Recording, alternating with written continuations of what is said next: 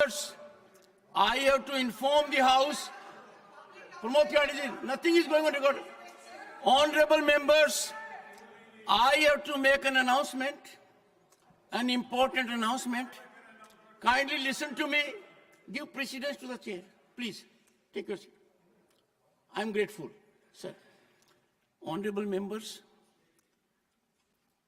under Rule 267 today, an issue was raised. And Deputy Leader of the Congress, Shri Pramod Tiwari, had met me in the chamber also.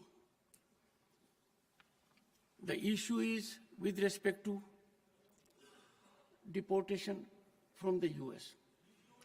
The Honorable, the Honorable External Affairs Minister will be making a statement during course of the day. And looking to the situation, I will allow members to briefly intervene. Is that fine, Honorable Minister? And the External Affairs, Parliamentary Affairs Minister had so agreed. Considering the importance of the matter, the Foreign Minister has already agreed and made a request to you that he will make a statement at 2 p.m. And all the honorable members also desire that. But about the intervention and the queries, it has to be as per the convention, and I leave it to the chair. No. One second. John, I have chosen to make a statement myself. And I am glad that the Honorable External Affairs Minister himself sought my audience and so indicated that he'll be making a statement on the issue during course of the day. And now, as per the Parliamentary Affairs Minister at 2 p.m., I deem it expedient to allow intervention very briefly by party leaders. Is that fine, sir? I thought you were asking me to observe silence. You said like that? Sir, I want to speak. So I raised my hand and my finger, index finger. Thank you, sir. So we'll have 2 p.m., the statement at 2. We'll have rest of it at 2 p.m. when statement is given. Sir, you have allowed statement on deportation from the US, and direction has been given by you, and then only government has accepted it. Suo motu, the government did not want to make a statement, but it was your influence that ultimately they had to agree. So thank you, sir. My influence, yes. Honorable Minister Suamoto said to me this. You want to say something?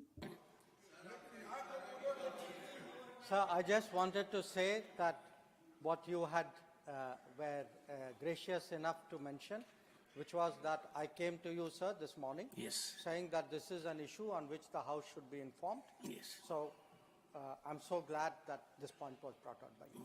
And it is in fitness of things that Parliament should be taken into confidence on all issues of public importance and national importance. So we can express some kind of thanks to the Honorable External Affairs Minister. Question number 31, Shrimati J.B. Mather Hisam. Honorable Minister. Honorable Chairman, sir, a statement is laid on the table of the House. Supplementary number 1, Shrimati J.B. Mather Hisam. So it is with deep sorrow that I wish to place on record a tragic incident which happened few days ago in Panjarakulli village in Wayanad. A 47-year-old tribal lady was attacked, stalked, and by a man-eating tiger.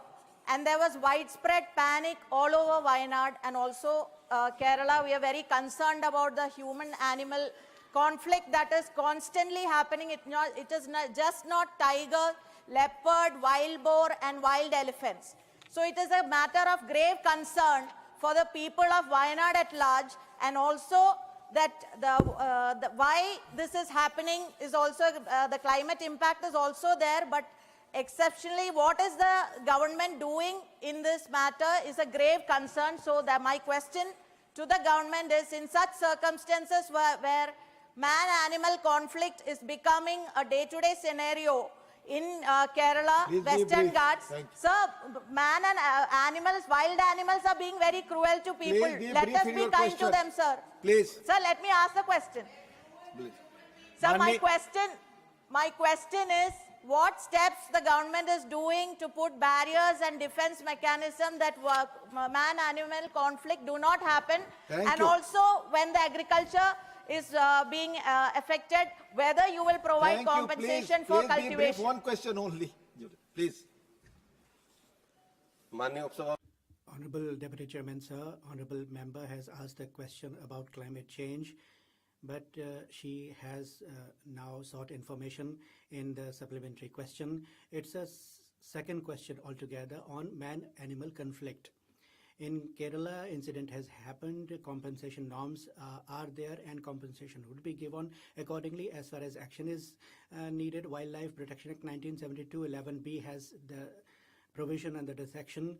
The warden at the level has the power and authority to take care against those animals that are gone wild and have become violent. The Kerala government would also take action, I suppose, and hope.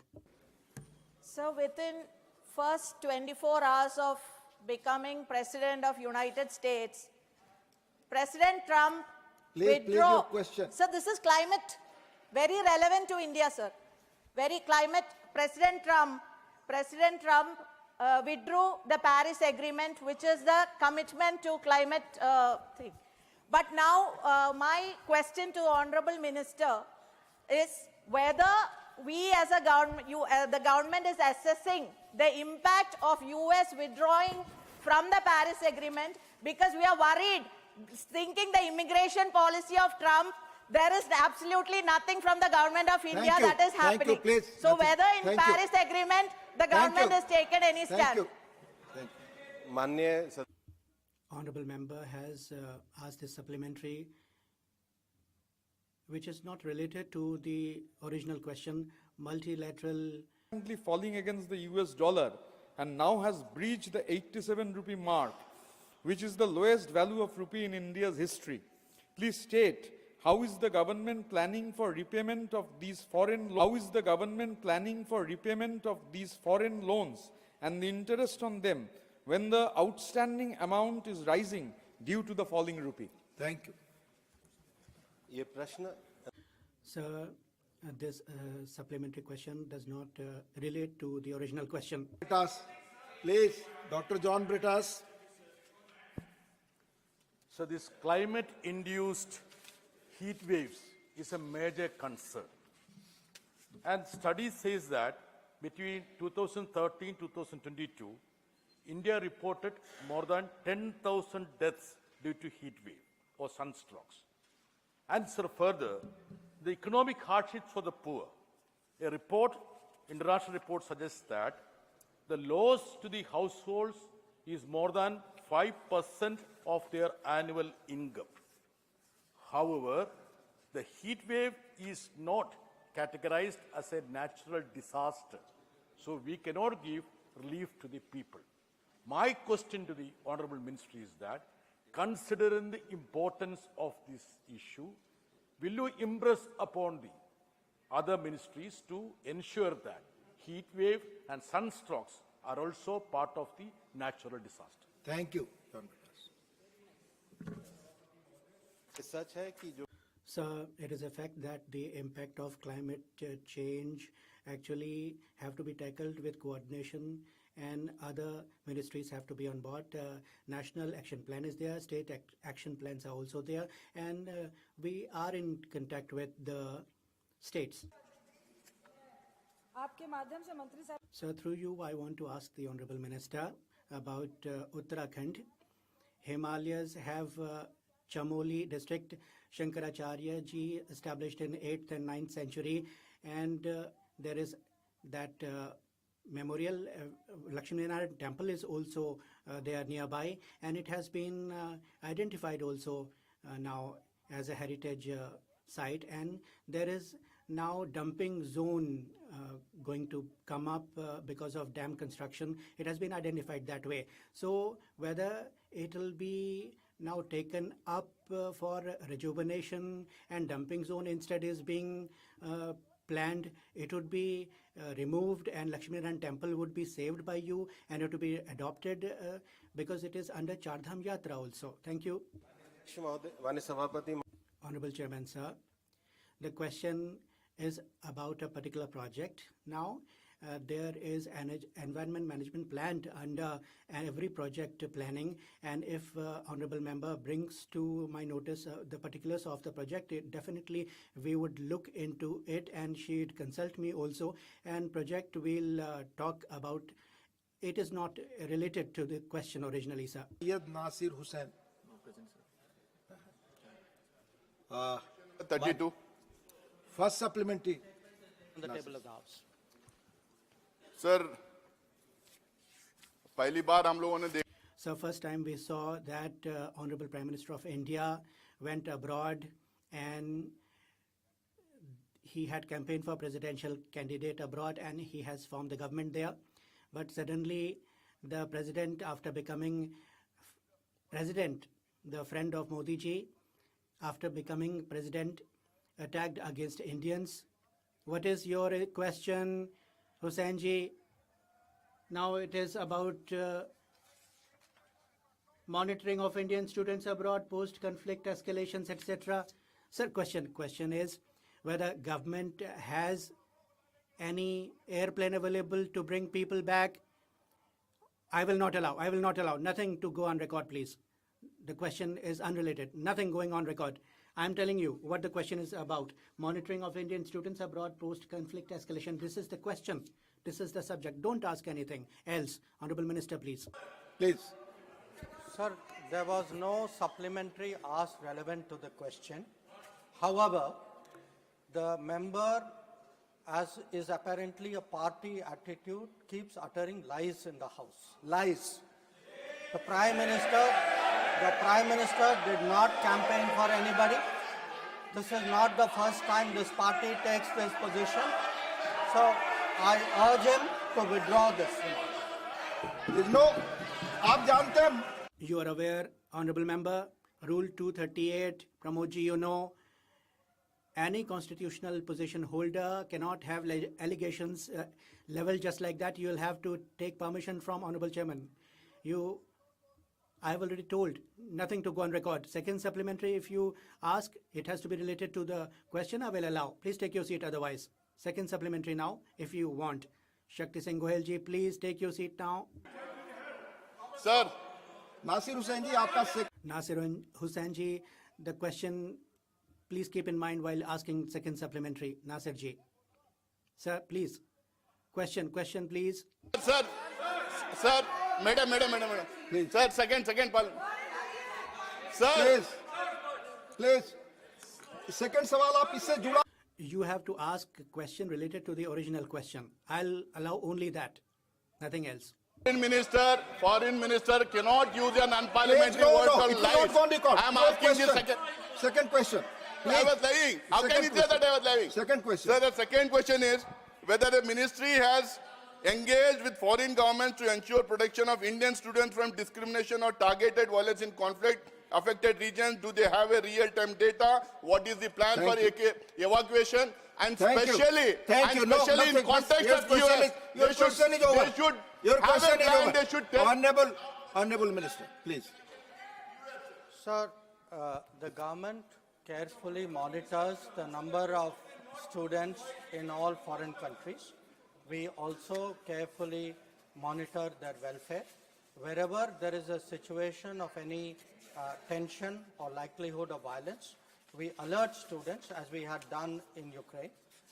Where there is a requirement for us to take any further steps, like running a flight for their rescue or any other situation like that, we are prepared. We always have contingency plans for that. Thank you.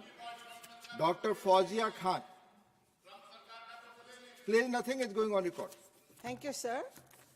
Sir, can the minister please clarify the Indian government's official position on this issue and outline the interventions that we are planning to protect the affected Indian students regarding their safeguards for academic progress, financial investments, future prospects? How is the government going to plan for this, sir?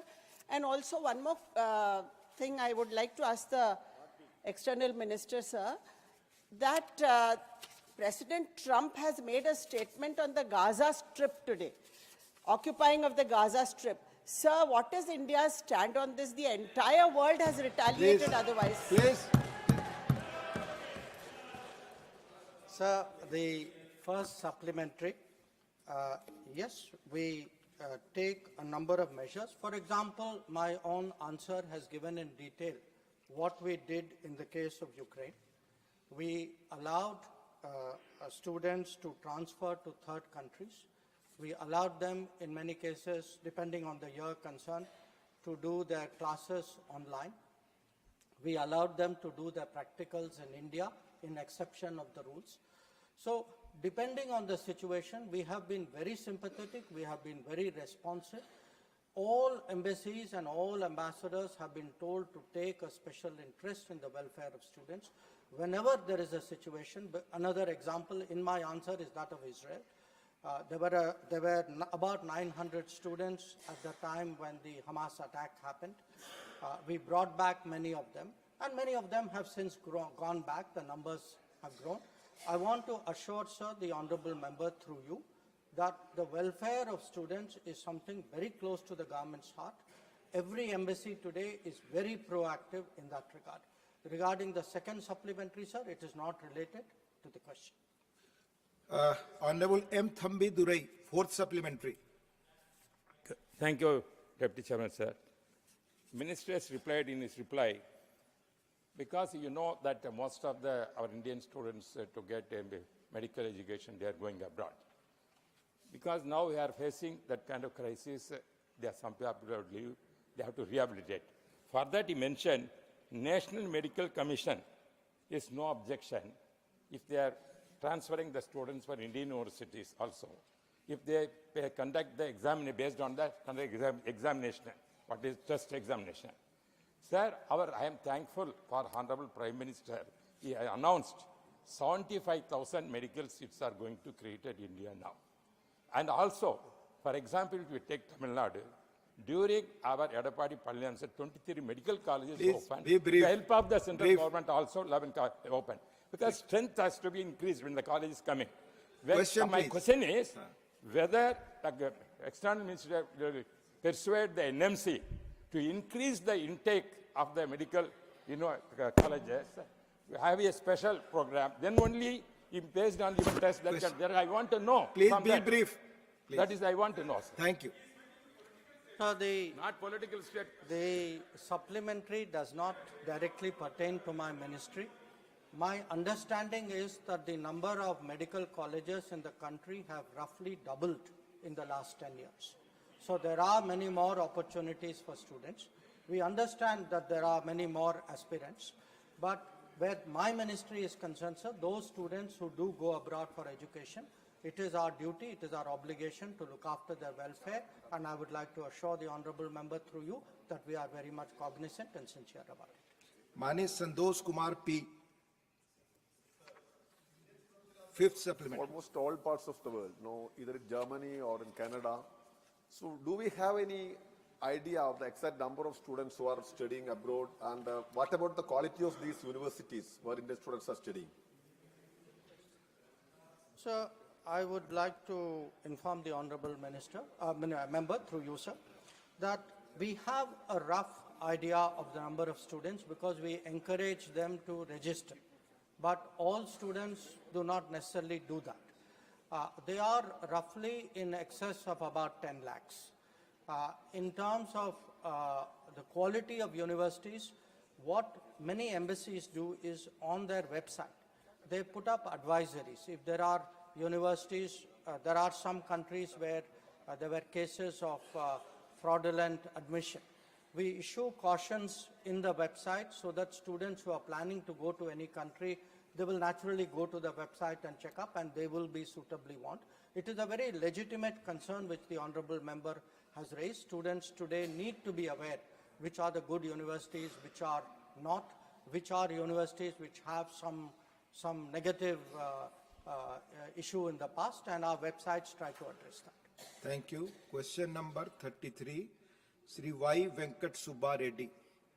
Question number 33, sir. माननीय मंत्री जी. इनके पटल पे रखा है. The answer has been laid on the table of the House. To know from the Honorable Minister if the government has conducted any assessment on the impact of these tourism projects on local employment and economic growth. If so, what are the expected job creation numbers and infrastructure improvements in the selected sites? Supplementary number 1, sir. Honorable Chairman, sir, the question which has been asked by the honorable member is about the tourism projects and its post its sanction, how many jobs have been created. I think the context in which the honorable member has asked the question is the special assistance to states UTs for capital investment scheme. And since we have very recently sanctioned these projects, and we have taken into consideration 5 things: tourism ecosystem, connectivity to the site, carrying capacity, and sustainability measures. So these 4 things have been taken into account while giving sanction. But wherever we have growth in tourism potential in any place, then it automatically leads to employment generation. Exact number estimate करना मुझे लगता. And I think it is too early to make exact estimation about job creation, but definitely the places where these projects have been identified in the future, there is going to be bigger footfall. Destinations from the established destinations. So certainly when we create some infrastructure, tourism infrastructure, or establish a new tourism product, introduce a new tourism product, certainly the job creation with the footfall of the increasing footfall of the tourists, it increases. And I wish and we hope and we expect that the many-fold job creation is going to happen. Second supplementary. Sir, with the coast, 950 kilometers long coast in Andhra Pradesh, has huge potential to develop tourism, sir. Sir, I would like to know from the Honorable Minister, are there any plans by the Ministry to include some of the beach stations to develop under this capital investment development of tourism centers in Andhra Pradesh? And sir, under temple tourism, how many places have been identified in Andhra Pradesh for development under this scheme, sir? Thank you. Thank you, sir. धन्यवाद सभापति. Thank you, Deputy Chairman, sir. Really, the project proposals are to be identified, the projects are to be identified and proposals are to be developed by the state governments. So that beach tourism, if any project is being deemed fit by the state government, they can send the project proposals to the government under the various schemes which are available. Looking towards the finances and the scope, we consider the projects and then we grant the assistance. As far as the Prasad scheme is concerned, which Honorable Member have mentioned about, there are 4 projects in Andhra Pradesh under the Prasad scheme have been sanctioned so far. Development of pilgrim amenities at Amravati, development of Sri Sailam Temple, development of pilgrimage amenities at Sri Vardha Lakshmi Narsimha Swami Vari Devasthanam at Simhanchala, development of pilgrimage tourism infrastructure at Annavaram Temple Town. All of these projects are complete, and financial progress is bearing development of pilgrimage tourism infrastructure at Annavaram Temple. All the projects are complete and financial assistance have been provided 100%. Thank you. Professor Manoj Kumar Jha. Shukriya. Thank you, Deputy Chairman, sir. Sir, in this question, sir, the question is more about a request, making a request. And I would like to know from the Honorable Minister that in our Bihar we have Buddhist circuit and Jain circuit, and then we also have Shakti Kendras. And for that, whether Bihar government has given any proposal, and if not, whether the center on its own will take some initiative in this regard. Honorable Deputy Chairman, sir, I have full respect for the views expressed by the honorable member, and as I have said while replying to the previous question, that basically it is the states who have to give the primary proposal, and if any such a proposal comes from government of Bihar, and if it is within the framework of the rules, that can certainly be considered. And sometimes what happens that honorable members write directly to Government of India for certain proposal, and even in that case, under the rules, we send it back to the state government and we take their view, and if we get any such proposal, the same procedure will be followed. Thank you, sir. So the question is about the special assistance to states for capital investment, the SACI scheme. So under this scheme, sir, the union government has given 172 crores to Andhra Pradesh, 147 crores to Bihar, 151 crores to Gujarat, 200 crores to Madhya Pradesh, and 154 crores to Uttar Pradesh. This is according to an answer tabled by the Honorable Minister in the Lok Sabha. So not a single rupee has been given to the state of West Bengal, and the union government has not covered, no, let me come to my question, Yes. sir. The union government has not covered a single tourism site in Bengal under this. So my question overall to the minister is, please state why the union government is constantly ignoring Bengal and giving a stepmotherly treatment when it comes to giving union government funds, not just funds we deserve, but also our dues from the Thank central you. government. Thank you. Mani Mantri. Sir, I, with a deep sense of regret, I would like to reply that the honorable member has just now tried to put a question mark on the intention of the government of India. Sir, we have given at least 4 references. We have sent at least 4 written references to West Bengal government. I personally took up this matter, but even then there was no project proposal was sent by government of West Bengal. And as I have said, that it is the role of the state government, and I would like to say that we are not committing any stepmotherly treatment. Rather, it is the fault of the state government. Sir, through you, I asked to Honorable Minister, capital investment scheme के माध्यम से Sir, through capital investment scheme for hilly tourism also, whether you have given some funds?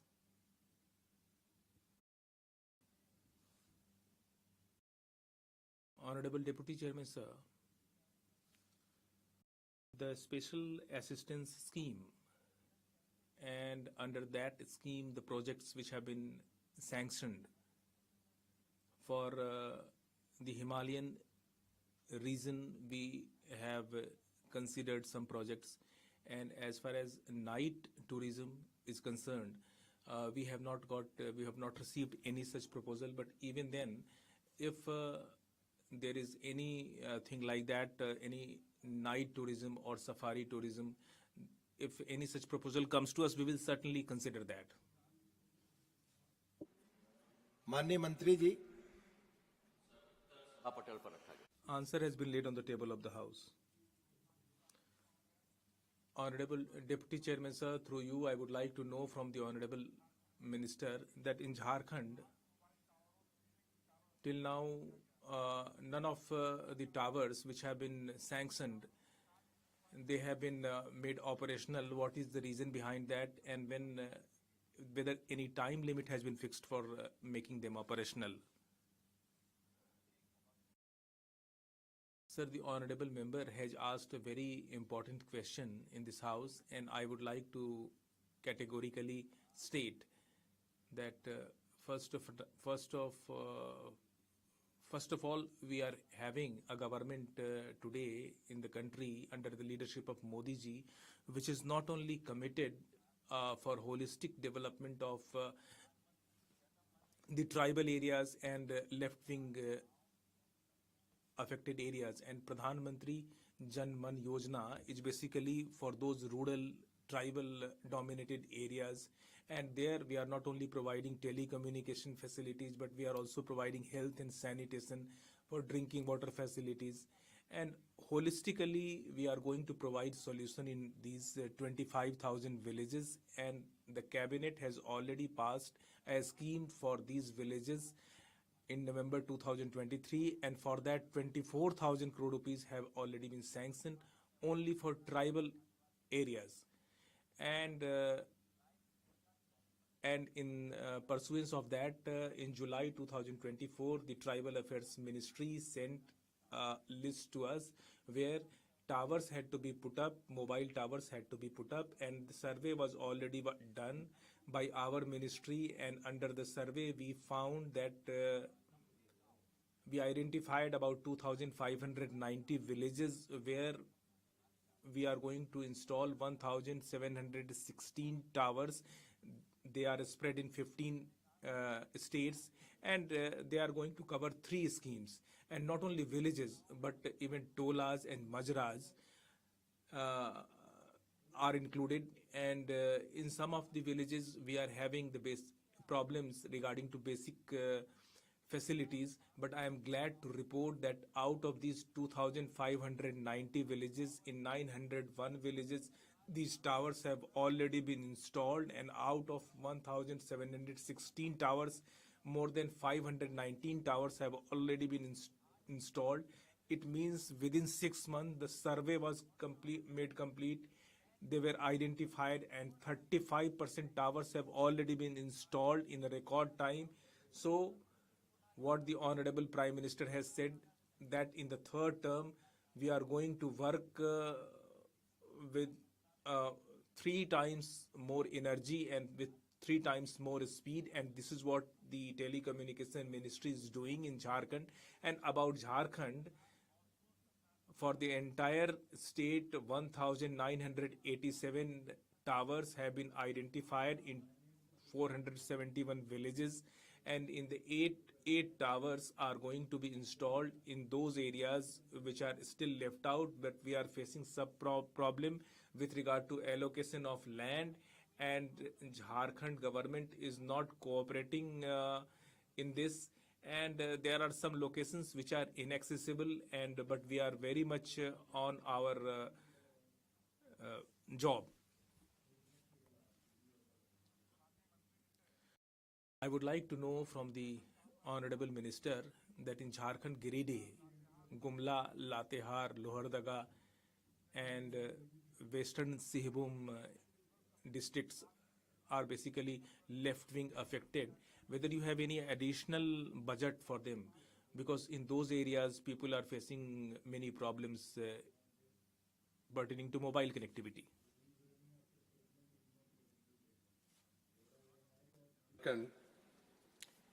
All the left-wing affected areas, sir, we have 2 schemes. One with 2,400 crores that was started in May 2024. And then left-wing affected areas number 2 with 2,200 crores that was started in October 21, sir. Both of them are supposed to be completed middle of 2025. So this includes all the left-wing affected areas, not only the Jharkhand. Thank you. Thank you. Mani Randeep Singh Surjewala. Priya Chairman, sir. Thank you, Deputy Chairman, sir.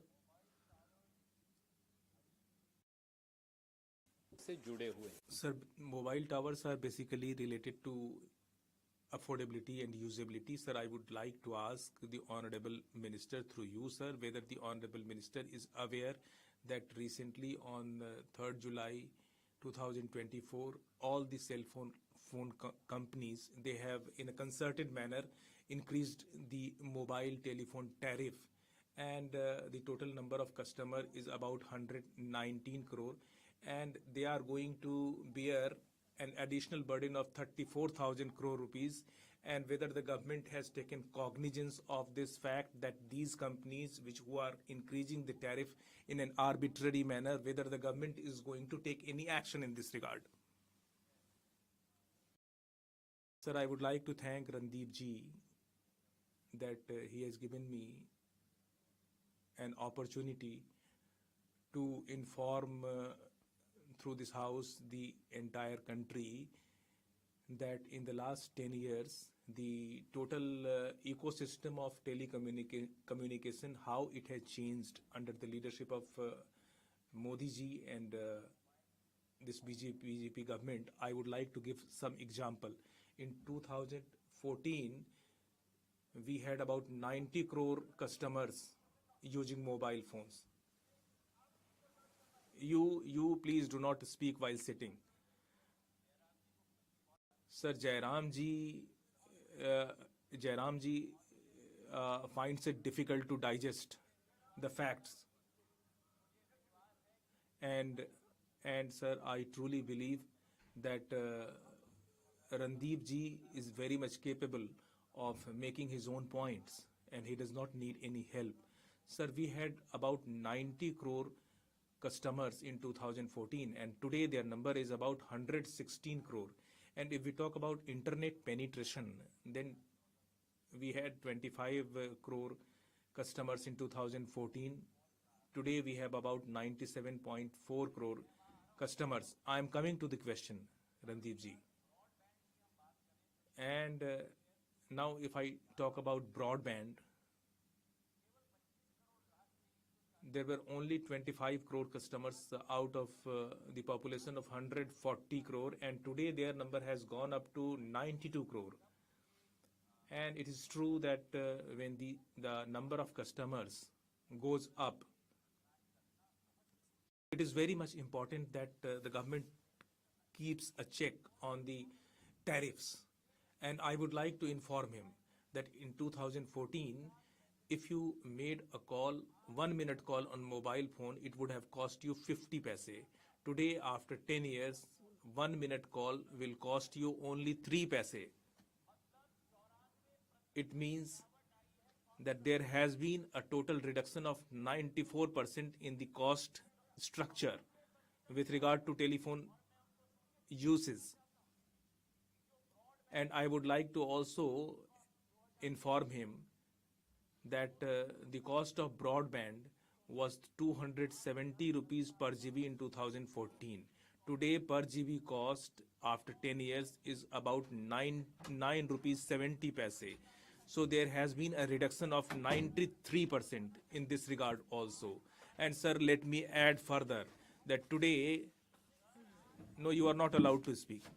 Sir, today India is providing the cheapest data in the entire world, and that has been achieved under the leadership of Honorable Prime Minister. And as regards the issue raised by Randeep Surjewala ji, let me be very categorical that it is true that there has been an increase of 10% in the cost structure, but why this has been done? Companies.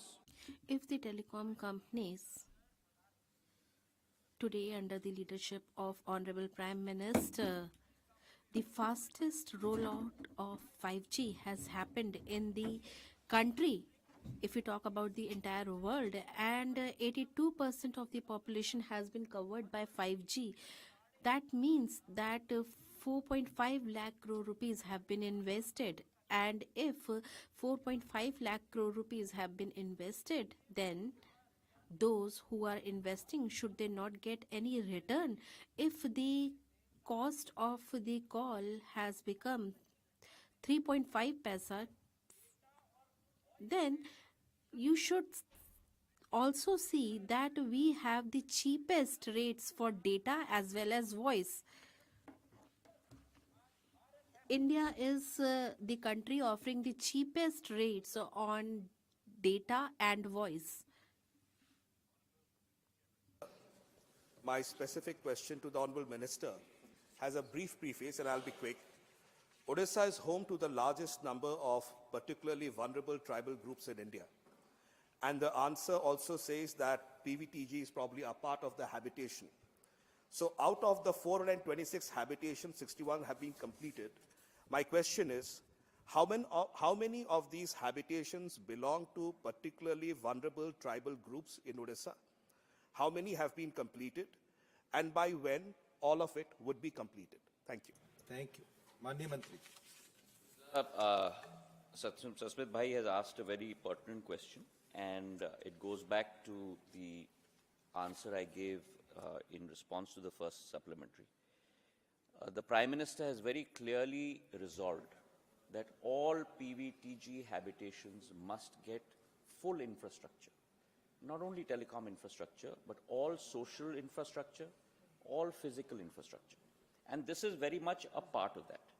2595 habitations have been planned, 1716 towers have been planned, out of which the Orissa number here today is 331. All these 331 towers in 426 habitations are all PVTG.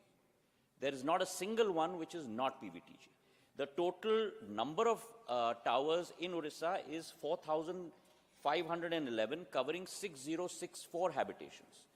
But of that, the subset is 331 towers covering 426 habitations, all PVTG. And it's a commitment to do this as soon as possible.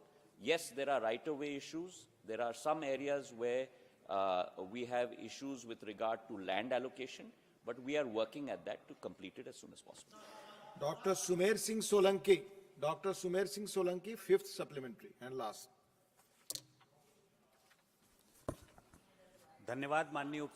Thank you, Honorable Deputy Chairman, sir. Sir, under the leadership of Honorable Prime Minister, the country has seen communication revolution, and I belong to a hilly area in Madhya Pradesh where the network coverage is diminishing day by day, and I would like to know from the Honorable Minister that in the tribal and backward areas the network towers are being installed, and the efforts are being done to give communication facilities to the hilly and tribal areas in Madhya Pradesh. By when this work will be completed? I would like to assure the honorable member that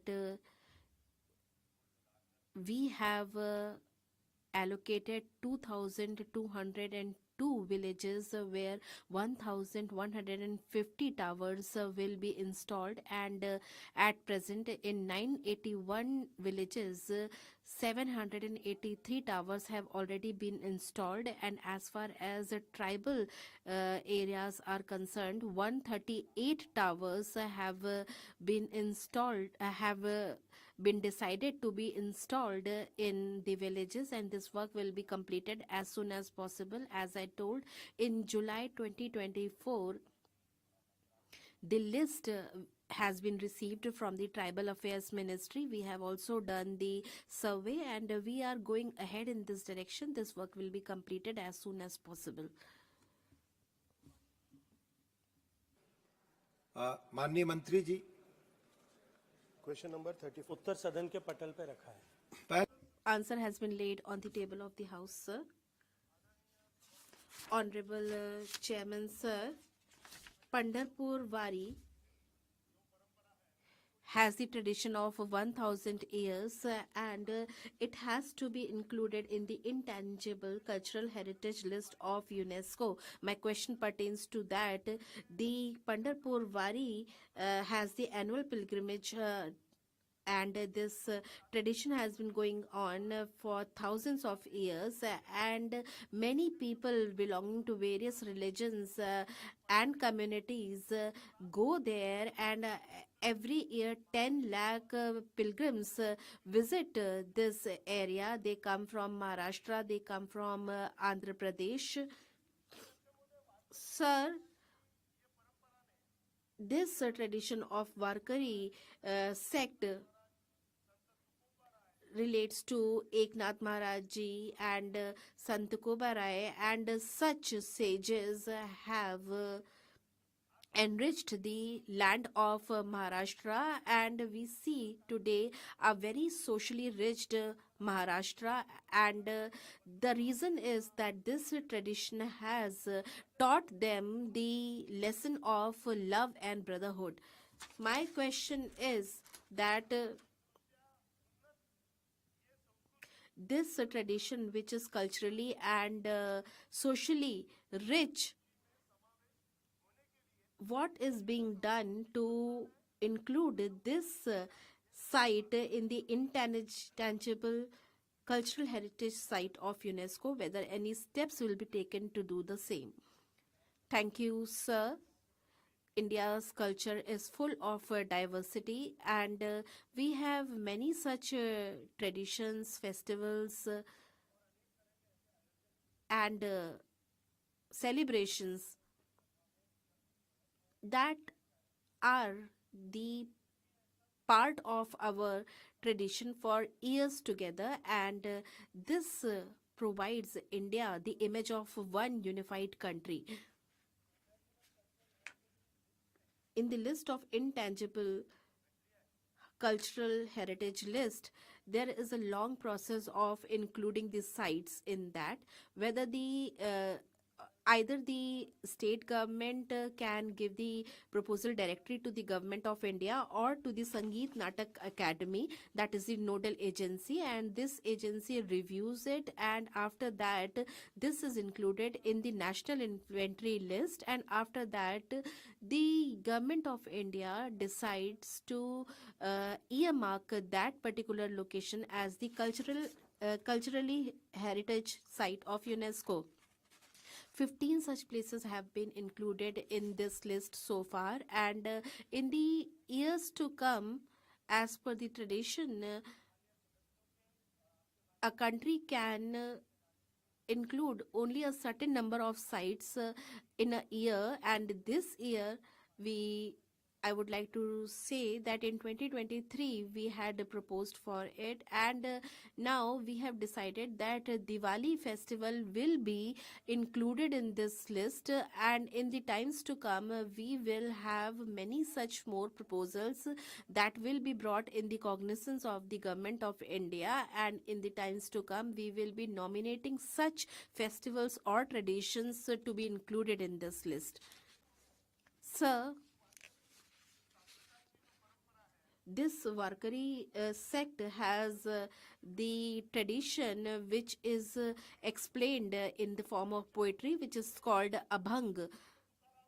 Sant Tukaram Maharaj has been mentioned here, and my second question is that this Abhang tradition of Sant Tukaram ji is there, whether there is any proposal to digitally documentize this particular sect, whether any creative steps will be taken to do the same.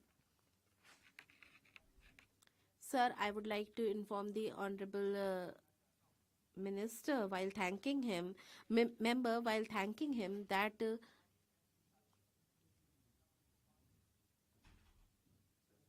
we have various parts of our culture that are being forgotten day by day, and the government is trying to preserve them, and the honorable member has raised this question before all of us here today. The Sangeet Natak Academy has collaborated with the local administration as well as the temple trust, and we have conducted a program called Jagat Guru Pravaha, and we also would like to tell that the government of India has increased the budget, and all such manuscripts that are our legacy for thousands of years, we have decided to digitize them, and in the times to come, with the limited resources, we will be trying to include them in the list of intangible cultural heritage by digitizing them. Sir, this is a very important question which pertains to Maharashtra, raised by our honorable member, and I belong to this area. And Pandharpur Wari is not a festival there. Actually, it is celebrated for 15 to 20 days. People walk on foot and they come to Pandharpur from far-flung areas. And for the first time, the mantra of equality was created. There is no difference pertaining to caste, communities, etc. And these are very simple people. Please take some efforts regarding these people. If you'll do that, we all will sign this proposal. This is very important to bring it in this list. Will you be doing that? I would like to ask the Honorable Minister. Honorable Deputy Chairman, sir, while answering the main question, I had told that there are many such festivals in Indian culture. Honorable member raised this point here. I would like to say, yes, the Pandharpur Wari is way beyond the caste system. It does away with the caste system in the society. And as the honorable member asked, I had said that there are many such festivals in the country, like the Mahakumbh, which does away with the caste system, and the Kumbh Mela is going on at present. About 45 crore people will visit this Mela in 45 days. Nobody asks anybody's caste, community, etc. No such discussion takes place there. And nobody asks the social status of another person. They all come together, and such festivals are celebrated across the country, where there is no question of asking the caste, community, religion of a person. Only the devotion and belief is the guiding factor, and these are such festivals that are celebrated across the country. And yes, we will try to support such festivals more and more, and we keep making efforts towards it. I said that the Culture Ministry has collaborated with the local administration as well as the temple trust, and we are making continuous efforts regarding preserving these traditions, and we'll keep making such efforts. As I said that in the first phase of this process, we have got this proposal, and we'll take the decision as the time comes, and we'll be informing you all. Thank you, Honorable Deputy Chairman, sir. In Maharashtra, there is Ajanta Ellora caves related to Gautam Buddha ji, and there is also the Karam Bhumi of Ambedkar ji, Shambhaji Nagar. We also have the sacred land related to Guru Gobind Singh ji, and also the village of Dr. Harihar ji. Also, there is Vasar temple of Saraswati, and also the Gurudwara in Vidarbha, and there is also ancient Shalivahan corridor which links the ancient heritage. And I had given you a request regarding the same, and I would like to ask that this corridor which I mentioned, whether the Culture Ministry is taking any steps to include this particular site in the list.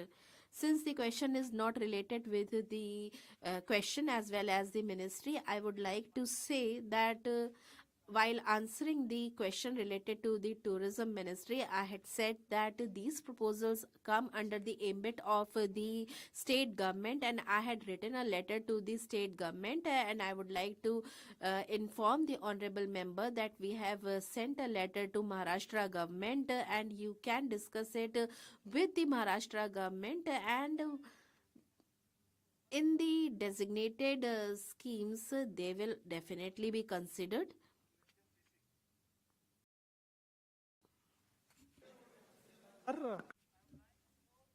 Honorable Minister, that whether government has planned to include the natural heritage site and cultural heritage site like Gandhamardan mountain range, Bhim Pahad Hills, Chandeli Pahad Hills of Balangir district in the state of Odisha, माननीय and Niranjan ji, Mahendragiri. ये सवाल जुड़ा है Honorable Niranji, this question relates to Sant Tukaram Wari Pandharpur. Your question is different. You have asked a different question. If you have any question which pertains to this basic question, you can ask. Rajiv Shukla ji, last supplementary. Sir, the Honorable Minister has mentioned the UNESCO list, and in the same manner he also talked about the heritage list. If we see Angkor Wat, million of tourists go there. We have great traditions, great festivals, and he said that he is trying to include the festival Diwali in this list. Holi, Diwali, Vasant Panchami, it is celebrated across the country. I would like to ask, you can see Madurai Meenakshi temple, why can it not be included in the cultural heritage site of UNESCO? I would like to ask what other heritage sites or the festivals can be included in this list. Sir, don't do this. You are trying to ridicule your own members. This is not right. I would like to know that, sir, this is in the answer. That is why I am asking, what other heritage sites are you trying to get included in the UNESCO list? Sir, I respect the feelings of the honorable member. I respect the feelings of both the members. And I would like to submit that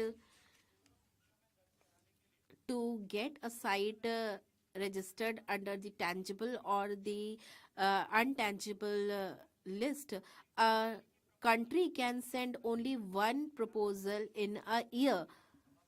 I would like to draw the attention of the honorable member. He has asked the question, but I guess he is busy with the another member even now. Your answer will be recorded. Sir, I would like to draw the attention of both the houses, and I would like to submit that there is a great scope of coordination in the Indian culture, and for tangible sites only one proposal can be moved by a particular country in 1 year. And the honorable member talked about Angkor Wat. I would like to tell that ASI of Government of India has taken steps regarding that, and the honorable foreign minister is sitting here. I would like to say that we have tried to restore the Angkor Wat temple. But even then, we have many such tangible assets in our country that under the limitation of giving one proposal in a year, we prepare a list, and we have been doing it for the last 4-5 years every year. And 2024, the World Heritage Committee had its meeting in India, and Assam's Vedang has been included in the World Heritage Site, and in the intangible category we have the opportunity once in 2 years to give our proposal. And if we want to get anything registered under multiple heritage site, there is no such limit. Earlier Government of India had nominated Navroj, and it was included in the intangible assets, and to inscribe it, we have multilateral assets, and this can be done by the Government of India. Motion moved by Srimati Kiran Chaudhary on the 3rd February 2025 and amendments moved thereto. On the 4th February 2025, Sri Devendra Pratap Singh had not concluded his speech while participating in the discussion. Therefore, I call upon Sri Devendra Pratap Singh to continue his speech on motion of thanks on the President's address. Maniya Devendra ji. Honorable Devendra ji.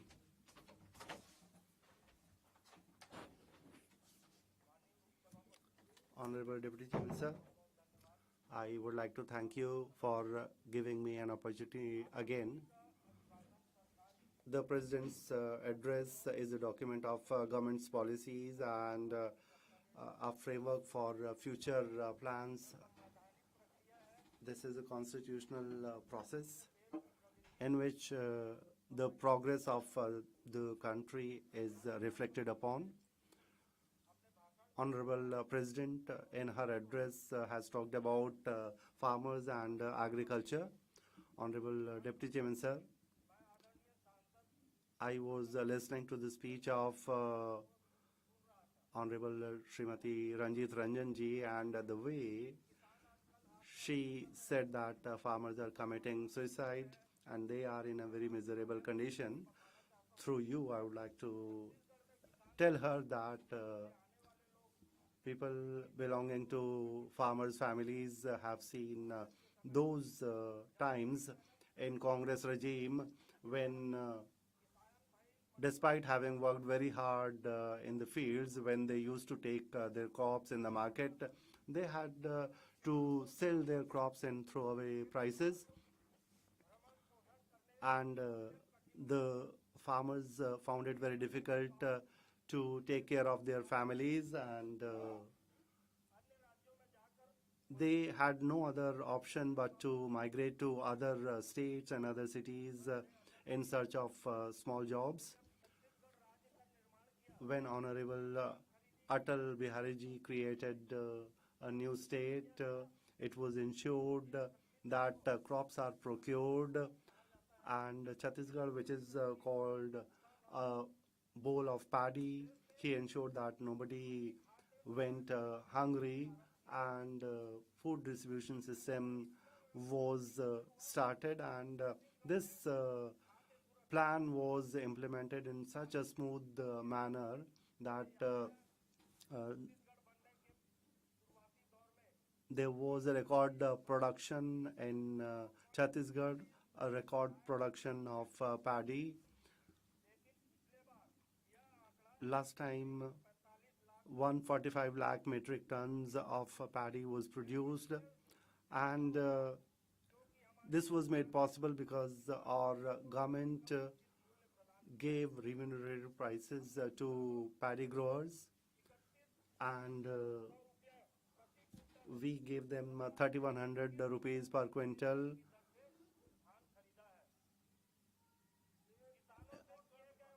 All the promises that were made to the farmers, they were met, and 13 lakh farmers were given 2 years of outstanding bonus.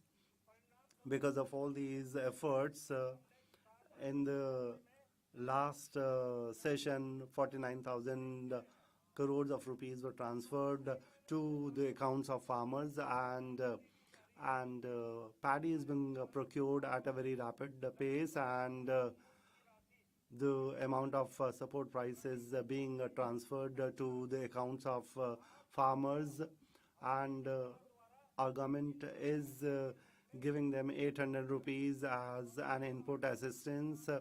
This amount was transferred to their account in February month. Along with this, in the state, for landless agricultural laborers, we have started Deen Dayal Upadhyay scheme for the welfare of such laborers, and under this scheme, 5,62,000 landless agricultural laborers were given 10,000 rupees per month, and this is a result of our good intentions. And in Chhattisgarh, the farmers are very prosperous, and migration to other states has come to a stop, and people are investing in agriculture because they are getting very good income from their farms. Honorable Deputy Chairman Sir, through you, your time is about to come to an end. Please conclude. You have already taken enough time for your maiden speech. Honorable Deputy Chairman Sir, tribal communities have always played a very important role in the progress of the nation, but I feel anguish today that a senior member of Lok Sabha and a senior member of Rajya Sabha have used derogatory language towards our president. These derogatory remarks have not only humiliated the president, but these have hurt the feelings of the people of tribal communities. This is an insult not only to an individual, but it is an insult to the dignity of tribal communities. Every true citizen of the country is determined to honor the president of the country. The president is not only the first citizen of the country, but they are a symbol of our pride. And we would condemn all these derogatory remarks, and we will ensure that the constitutional dignity of the country is maintained. With these words, I would conclude. Thank you. Shri H.D. Devgowda ji.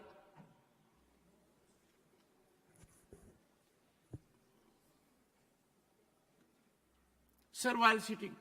Respected Chairman, sir, with your kind permission, I would like to sit and speak. Sir,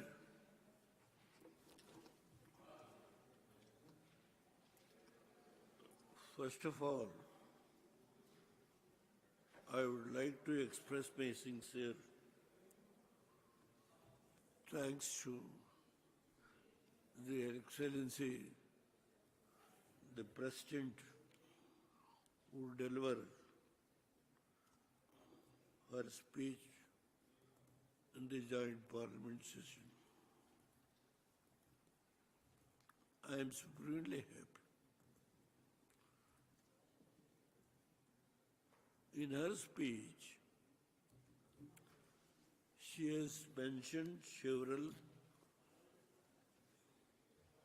programs and policies which is going to be implemented by the government, her government.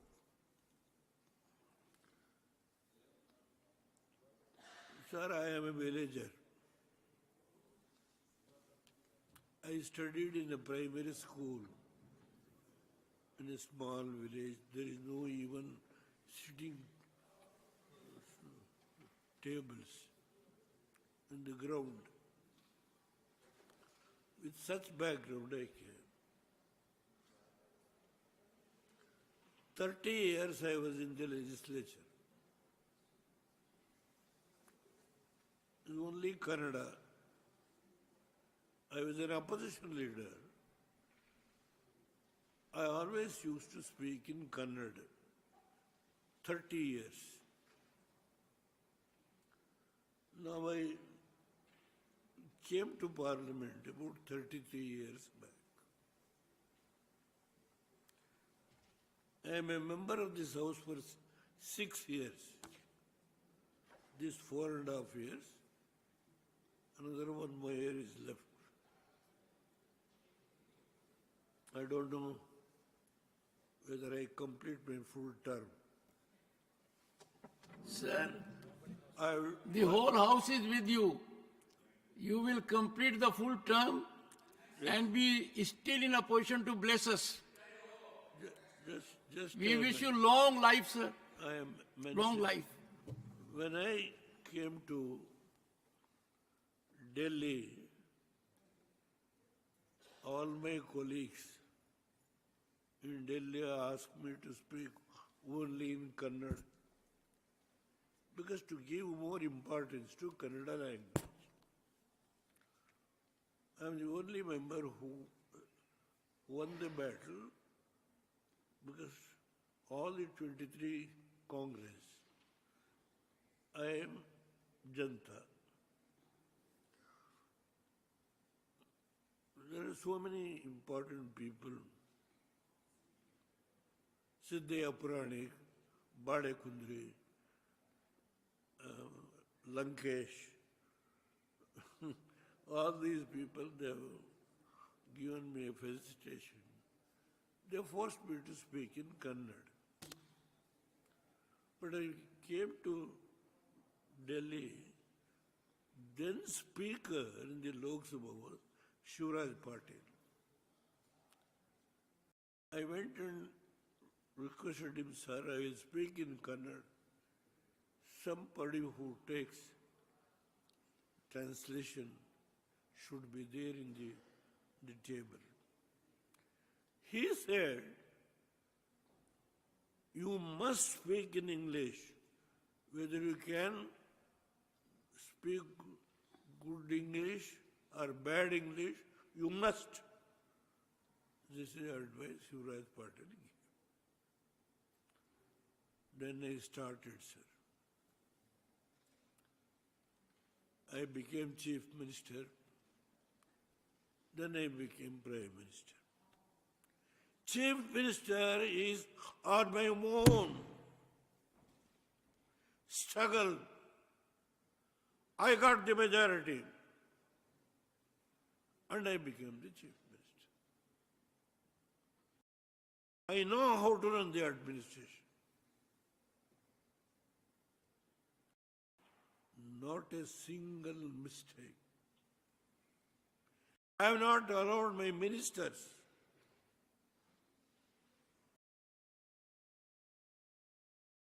then I came to Delhi. Delhi was forced. I never wanted to come to Delhi. Sir, do you know what happened? My ministers have not given a cup of tea when I was become the Prime Minister because of the coalition. Not a cup of, because they all want. In 18 months I have kept them.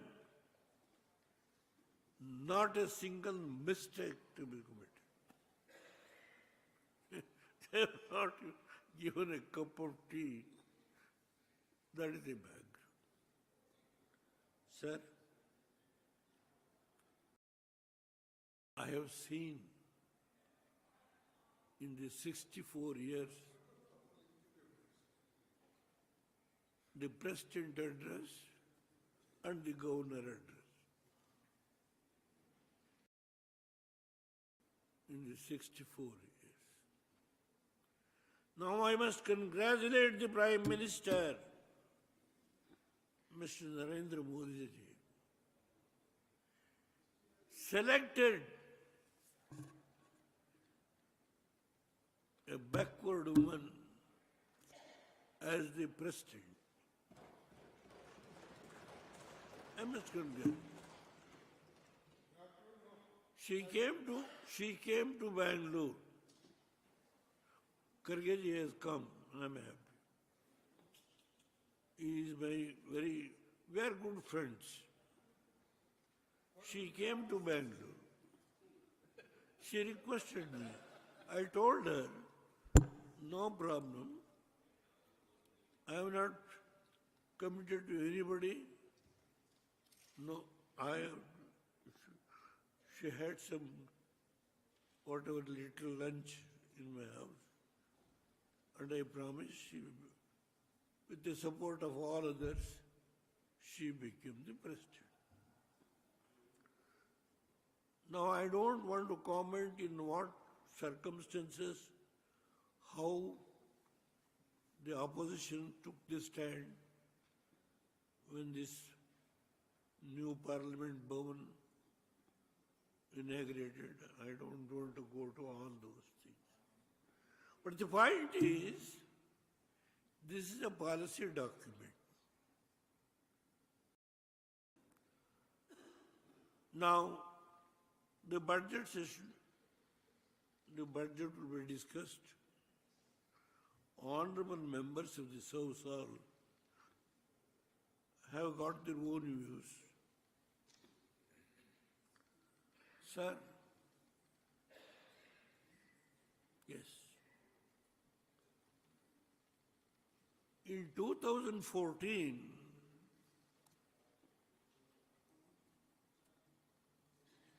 Modi ji Sahab became the Prime Minister.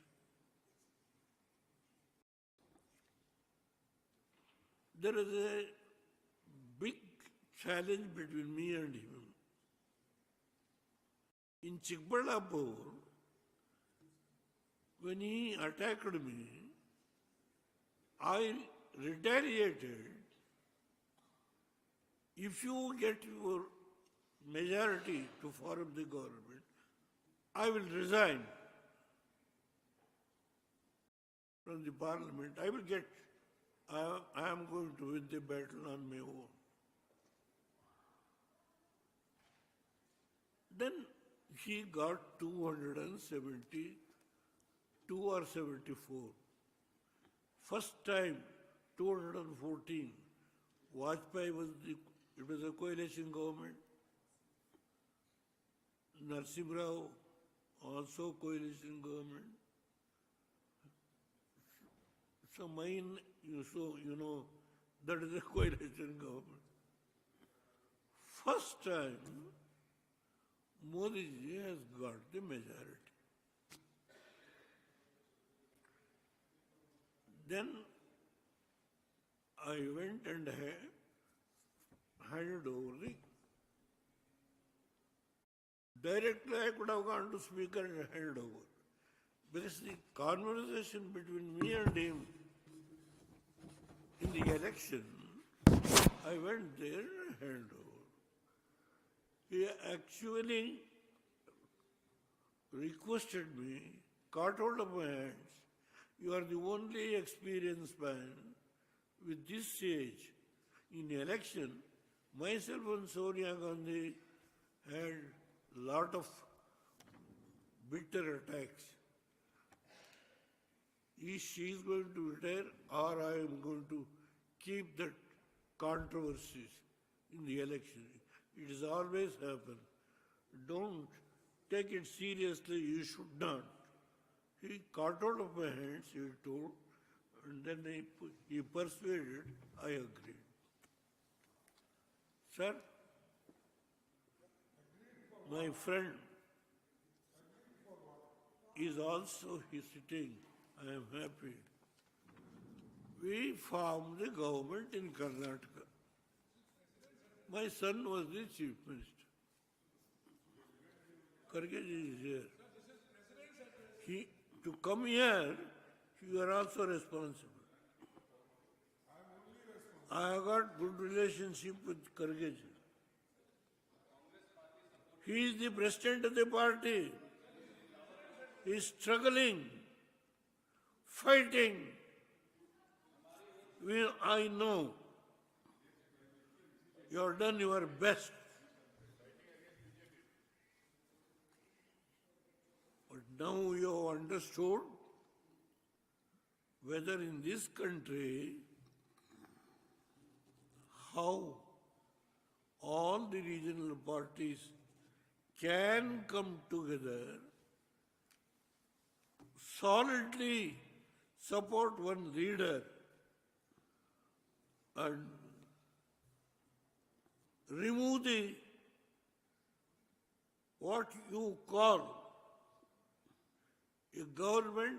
It's a communal government, a government which is going to destroy the democratic system, federal system, so many things. Yes? My son was removed. He knows that. I will leave it at that stage. I don't want to talk much. Yes, in the last leg of my life, I do agree. Earlier I was a congressman. I was denied the ticket because of fight of the leadership in Congress. I contested as an independent. Now I am sitting here as a Janata Party single man. One member with the support of NDA. boldly saying, with the support of NDA, my son contested and he is the minister. I admit there is nothing to hide. The country must understand what I speak. This may be the last speech. Sir, this is a policy document where several issues have been mentioned. Modi ji today, in the third phase of election, he was unable to get the majority of his party. I do agree. Courageous leadership worked so hard. He was unable to get 240 or something. But before the election, I was in India, not after the election. We jointly addressed the public meeting, Modi ji and myself, in Karnataka. Why? A person who was there for 62 years as a secular leader, all right. What secularism I don't want to now analyze in this house. I don't want to analyze who are secular, who are non-secular, who are went to take the support of the BJP, or those people who are supporting in BJP, who went to their doors, who went to Shiv Sena, all these things I can quote. I don't want to tell the names of anybody. I don't want to hurt the names of anybody. All the people who are sitting, whichever political party they may belong, how, in what circumstance things has happened, I can analyze. Sir, I don't want to go beyond certain points which I myself try to realize. I don't want to hurt anybody. Now, in the third election, that is 2014, 2019, more than 300 seats Modi ji has got.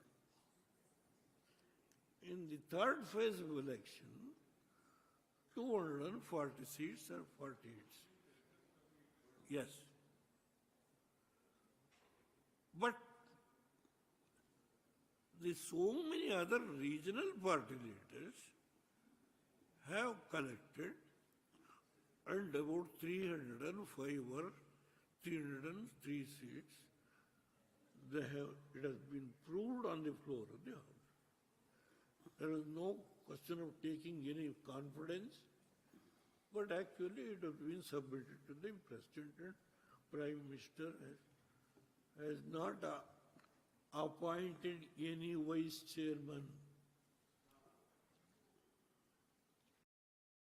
In UPA government, there was not the Prime Minister, there was a vice chairman also, or what we will call in the political system. It is left to them. The power center was with the chairman. He has not allowed anybody to handle and meddle with the power center. Now in 2024, when Modi ji has got 248 seats, when other political parties, Chandrababu Naidu, and I am reading in newspaper. Concluding. Sir, Kharge ji, please. Honorable former I am Prime not Minister is making concluding. it. Please, sir. Right. Chandrababu Naidu wants to become vice chairman. Chandrababu Naidu wants to become the vice chairman or chairman of the committee formed by all NDA parties. Modi ji has said no.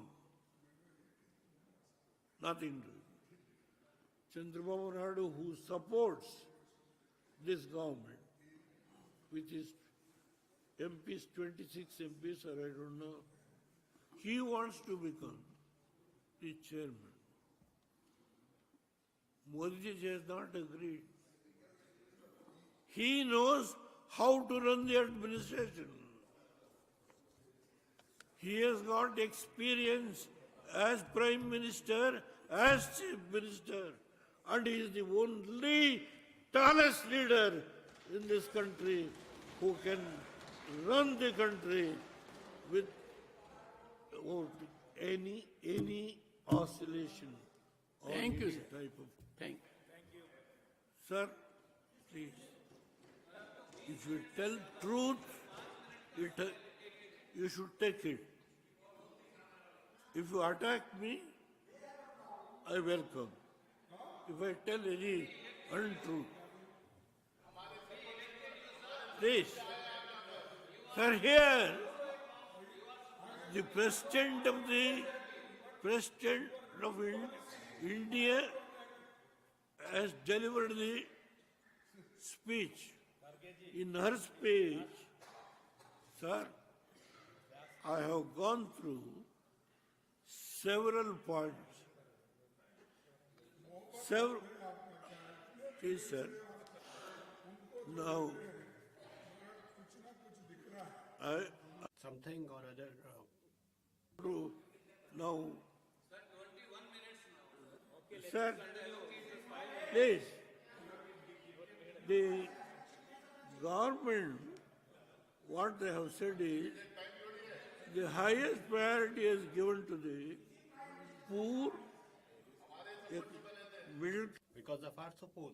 youth and women in the second page. The highest priority. Sir, now to achieve this highest priority, to implement this and to achieve the prospects of these neglected section, it is necessary. Sir, time is over. Sir, please also allow time to us. A stable government which can run for. Sir, please say something. Now, with the support of the regional parties like us, with 305 It's going against you only. members, this government will run for 5 years. There is no question of any hesitation. Sir, we have seniors as well. Please allow them time as well. Telling there is nothing to curry any favor from the Prime Minister. I have not come here in last 10 years. I have not taken any benefit from the Prime Minister or from anybody. Sir, You appointed, the Prime Minister appointed my son as the Prime Minister, as Minister. I have not gone to his doors. sir. Let me be very plain. Thank I you, will sir. tell it on the floor of the House. Thank you. Nothing doing. Thank you. I have not even today asked what portfolio, what else. Nothing doing. Please, I don't want anybody to hurt. I am only telling the truth. Sir, you are also a farmer. I know the community. I gave reservation to the Jat community of Rajasthan. I came to Junjunur. I addressed a public meeting. Sir, Shisha Mola was a minister in my cabinet. He requested me, please help us. We are poor. I went around, I got the reservation. I was there hardly 320 days. Only 320 days. In the short period, I gave the reservation. Sir, Modi ji, in this 22 years, as minister, chief minister, as prime minister, how he is running the country, I know. Today, the world has recognized not the question of Devagoda or XYZ. The world has recognized Modi ji is the tallest leader. Time transfer. Yeah, time after him. Has been made available. Enough time has been made available to the Honorable former Prime Minister from the ruling party. And they have left enough time is there. The ruling party has 1 hour and 51 minutes left. Honorable former Prime Minister is taking time after due sanction from the ruling party. Please, sir, continue. Sir, continue. No, sir, I have acceded to the request. Sir, please, sir. Honorable former Prime Minister S.D. Devagoda ji. Only what the Honorable former Prime Minister says will go on record. I can, please, if they don't want, I know, So Modi ji, guided by the chair. I am only guided by the chair. And also, I have requested the leader of India party, who is the leader of this house. I have requested your good self. The time. Sir, you are questioning the statement of the chair. I requested him. Sir, I plead with you. Through you, sir, I requested. This is a very serious aspersion on me. Sir, some of the programs, what they have, sir, I quote, yes, it is very difficult for them to swallow it.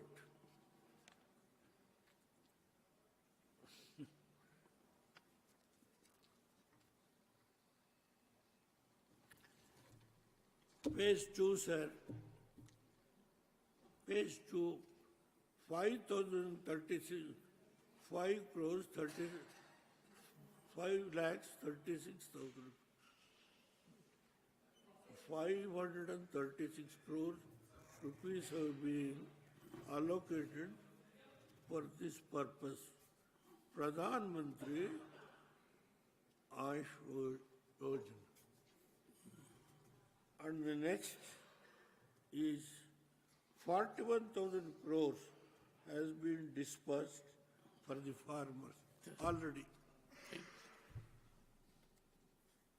Sir, 80,000 crores for What has been said here, I am telling, sir. It is very difficult for them to swallow. What can I do? What can I do? Thank you, sir. And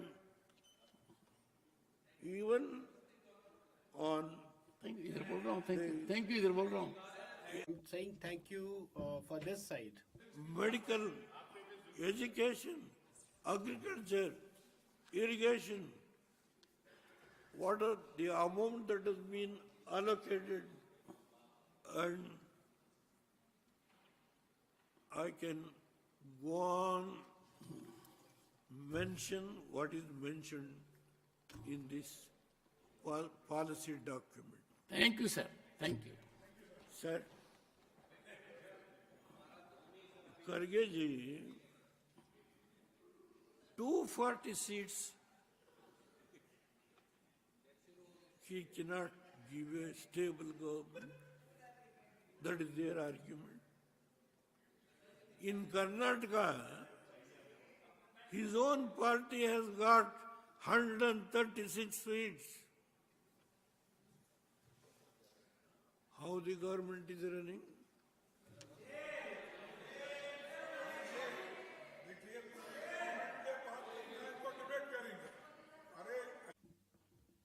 Because why this is being said here?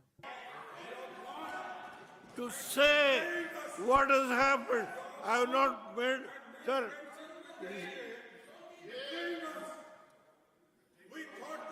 I have got every right.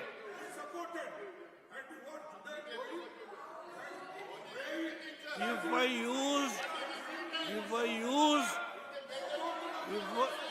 I use any unparliamentary language, I can sign, I can authenticate,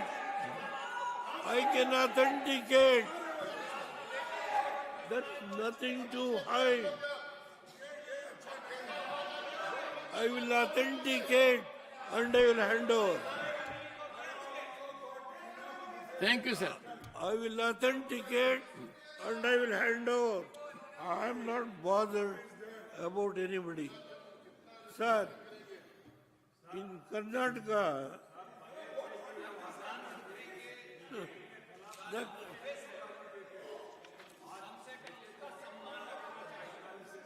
That thing should be honored.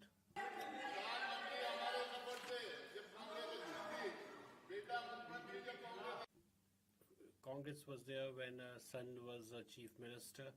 Sir. It was also a reality. Sir,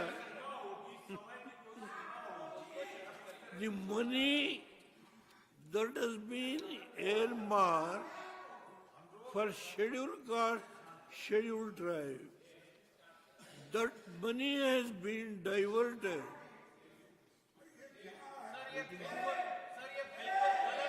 Sir, this is something... Used for the election purpose.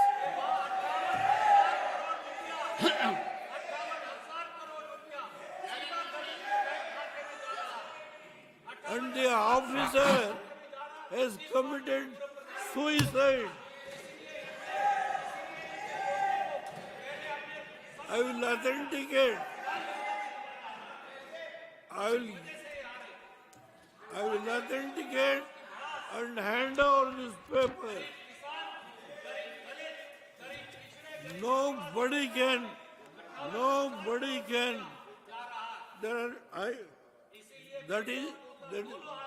know what they want. Sir, let my friends have some patience. Karge ji himself has advised his ministers. The paper cutting is here. He himself has advised his ministers.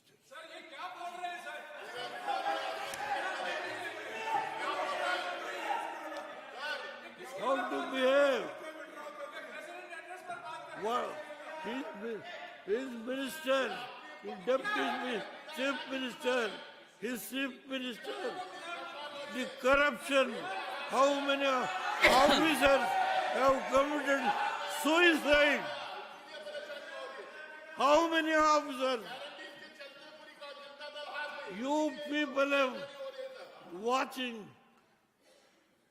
I don't want to speak more. Thank you, sir. How many people?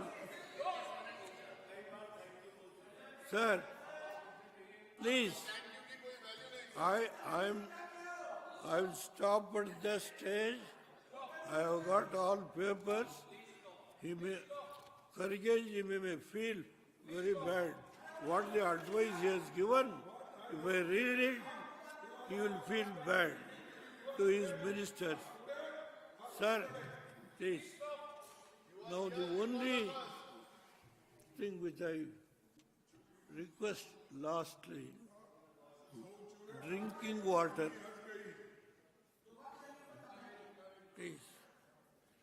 Drinking water, I will come to that. It is mentioned here. Leave it at that stage.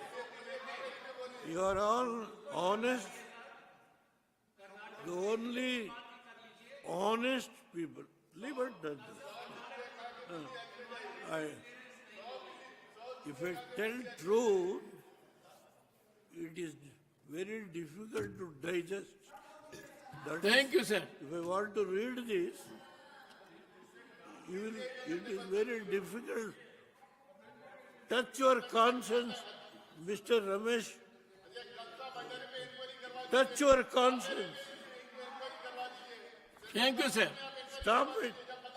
I know you can't tell anything about me.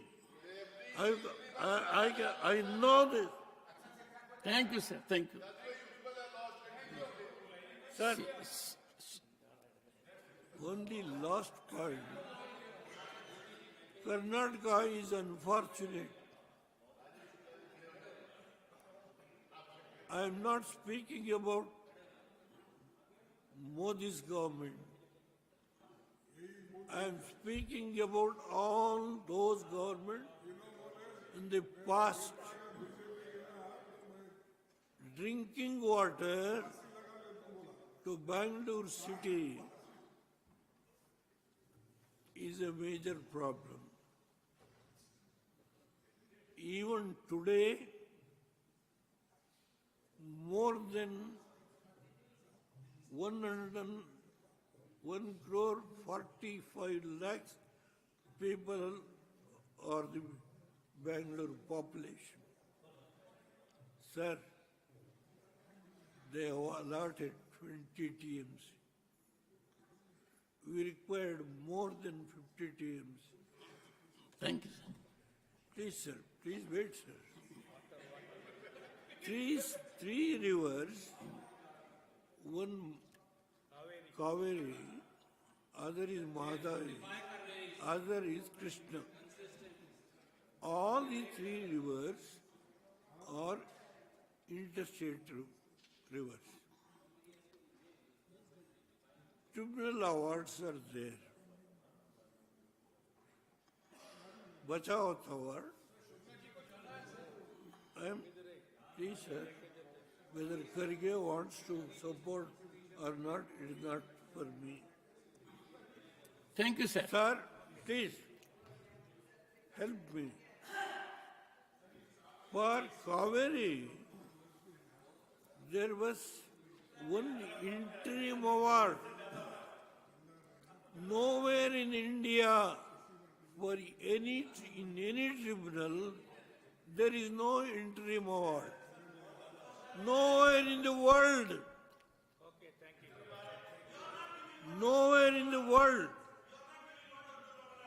Sir, not only interim award, but the tribunal was fighting. There are different orders. The High Court has, the Supreme Court has passed stricter. such a tribunal award were notified. Sir, monthly, weekly,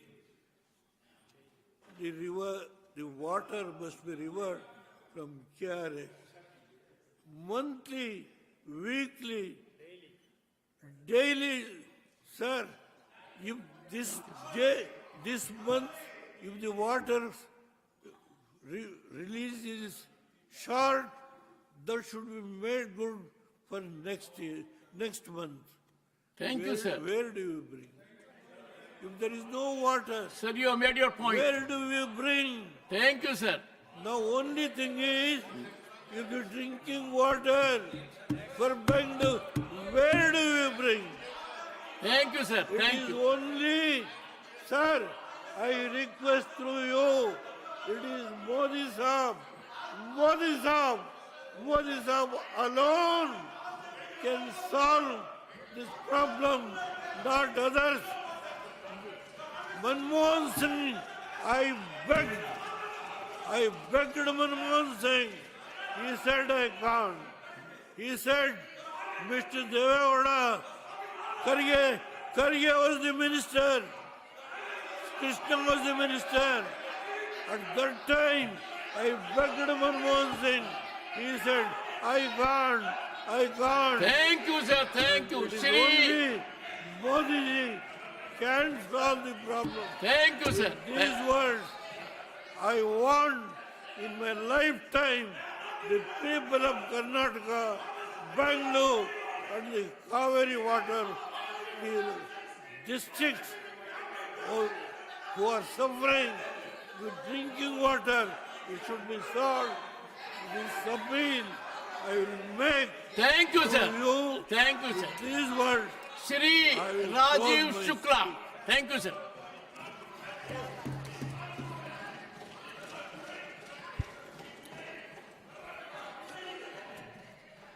धन्यवाद Leader of सभापति the ji. House, 1 second. आदरणीय Honorable Devegowda ji, who is the partner of NDA, and he has very elaborately enumerated the programs that are being run by the Modi government, and one subject was about Chandrababu Naidu, and as a party's president I would like to clarify here that there is no such discussion within the NDA, and everybody has decided to support Modi ji's leadership. Shri Rajiv Shukla. Honorable Chairman sir, I would like to thank you that you have given me the opportunity. However, it was very difficult, and it was very difficult to speak after Devegowda ji's time. Your party time was over. Your party's time was over. Hence, that is why I thanked you, sir. Leader of opposition had requested, and hence time is given to you. I would like to thank Khadge ji that he got the time for me.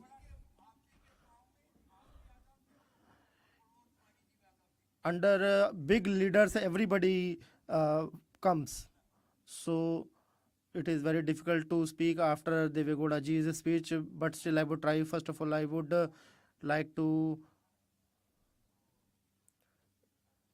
thank the Honorable President for her speech, and she talked about women empowerment and education. We support all that, but the political speech, the government which has enumerated its own achievements, I would raise some questions. First question is that whether politics is only for elections. The only aim is to win election by hook or by crook, or whether there would be some work be done, be the budget speech, be any other speech. You do not need to go to website of election commission, you need not go to Google.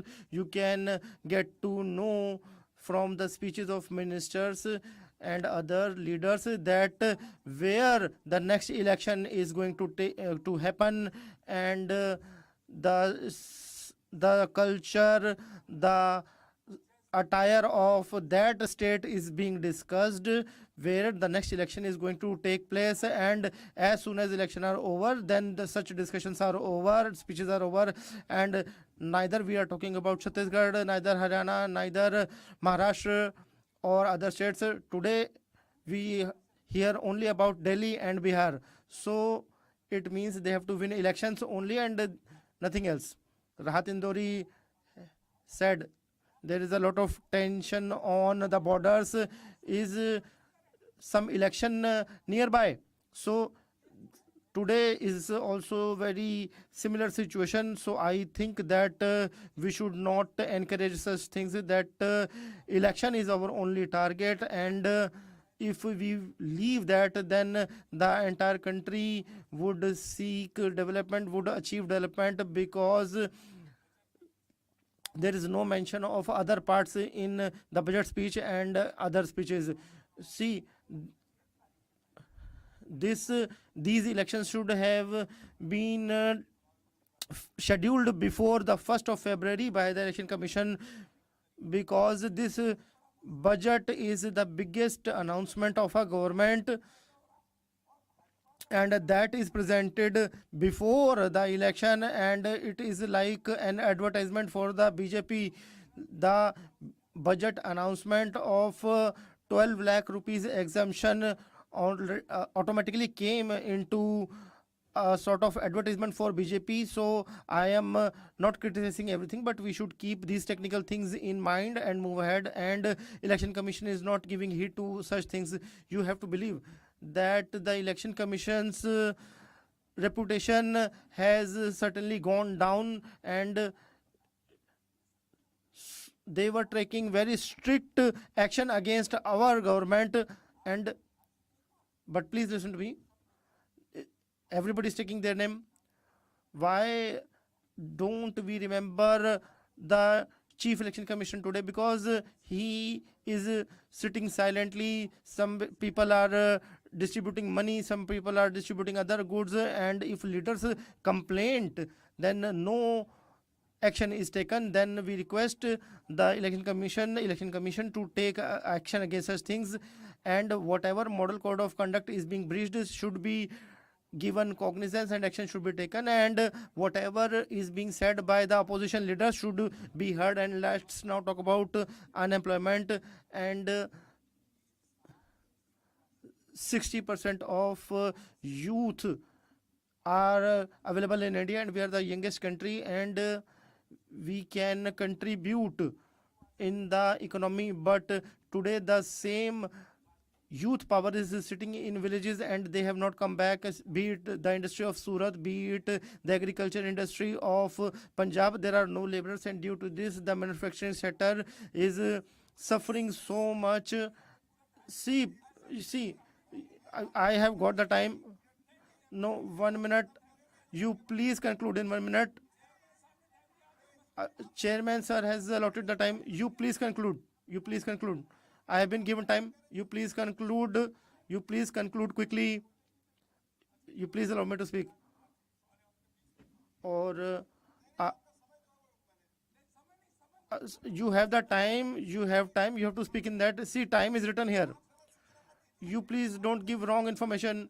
You please conclude. One more question. There was a mention of Kumbh, those who have died. I want to know that Kumbh is a political event or it's a religious event. I have gone to Kumbh several times. From my childhood, I have been visiting there, and at this time, thank you, Honorable Sanjeev Arora ji. Sir, please allow him to speak. Sanjeev Arora ji, please you speak. You speak. He has concluded. Sanjeev Arora ji, please speak.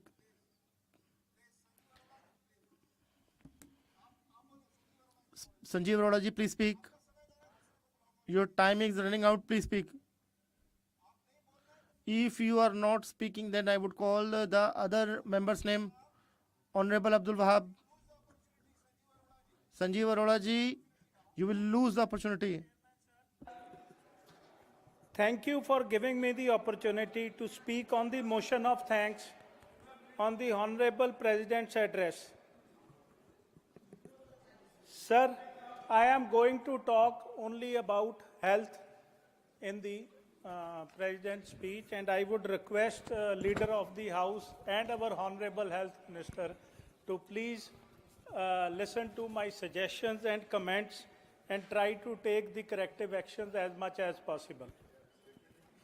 As I begin, I would first appreciate the efforts of all governments since independence that have significantly improved healthcare in our country. This progress is evident in the success of universal immunization, the eradication of smallpox, polio, collective COVID management, and the overall increase in the life expectancy. However, sir, I rise today to highlight the critical gaps making our healthcare system affordable. Sir, that demands urgent attention. Healthcare is not a privilege, it is a fundamental right. Sir, affordability of health is still issue in our country. As per our data available, around 7.5% families in India are pushed into poverty because of one critical healthcare issue in the family. Sir, budgetary allocation is too less as far as health is concerned.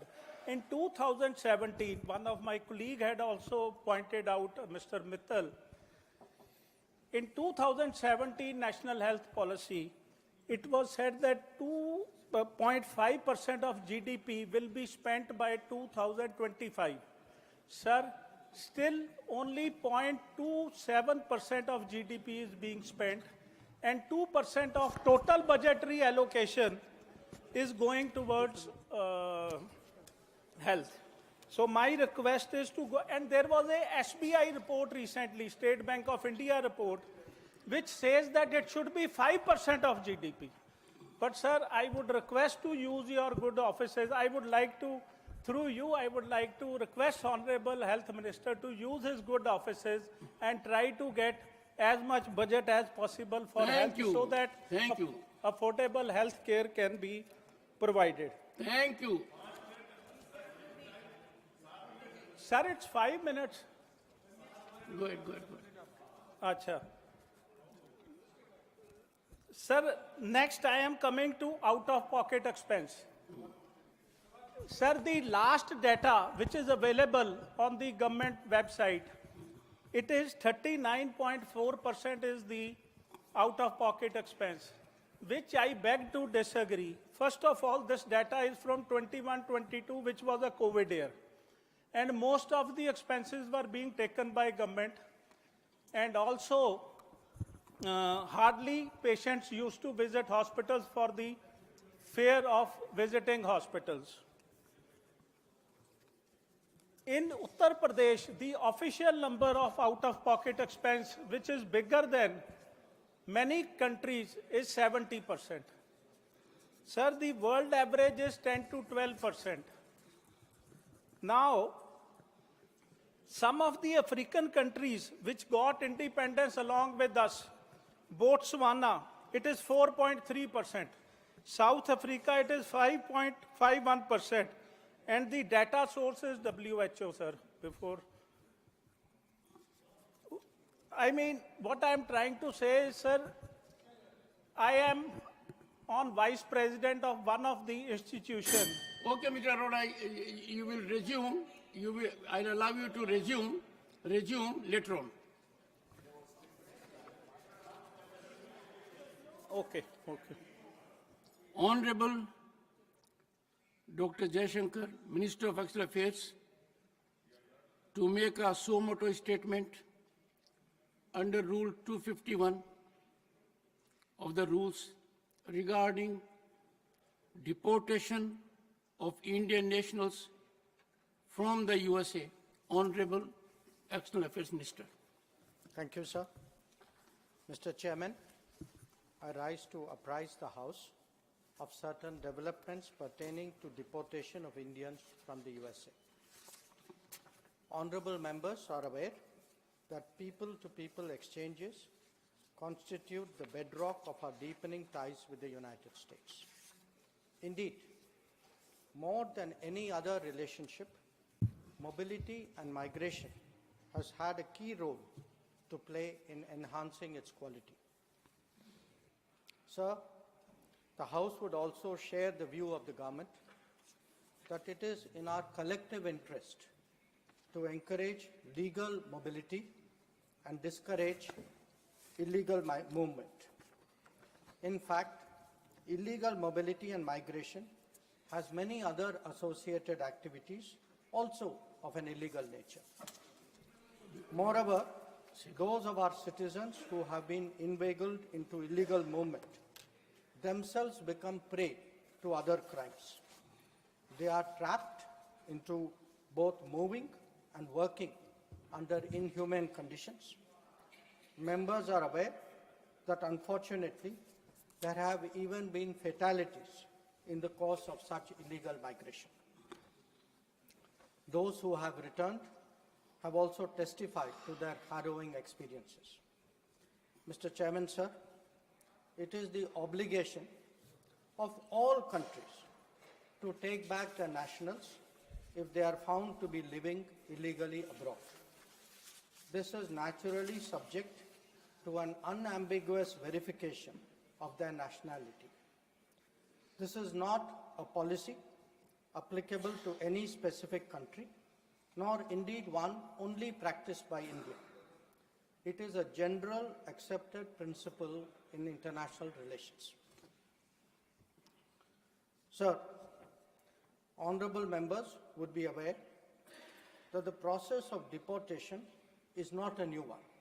I repeat, not a new one, and has been ongoing for several years.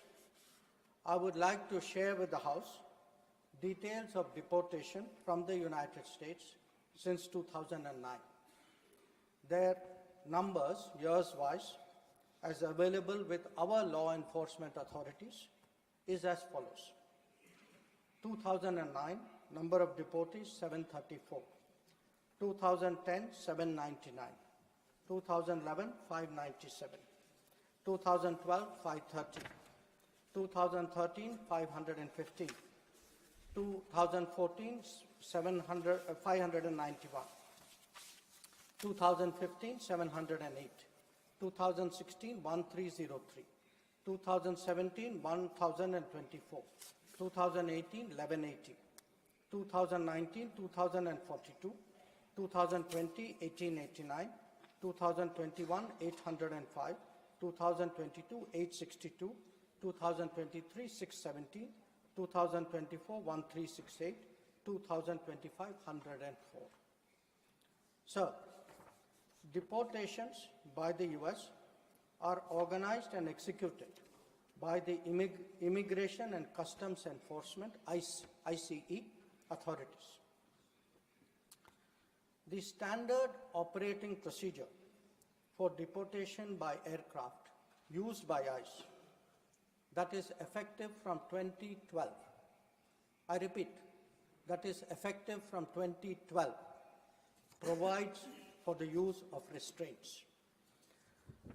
However, we have been informed by ICE that women and children are not restrained.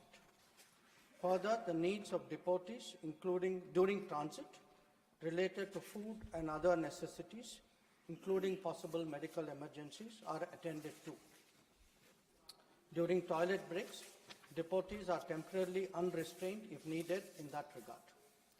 This is applicable to chartered civilian aircraft as well as military aircraft.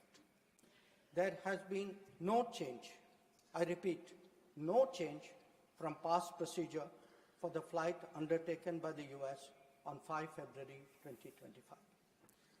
Honorable Chairman, sir, we are, of course, engaging the US government to ensure that the returning deportees are not mistreated in any manner during the flight.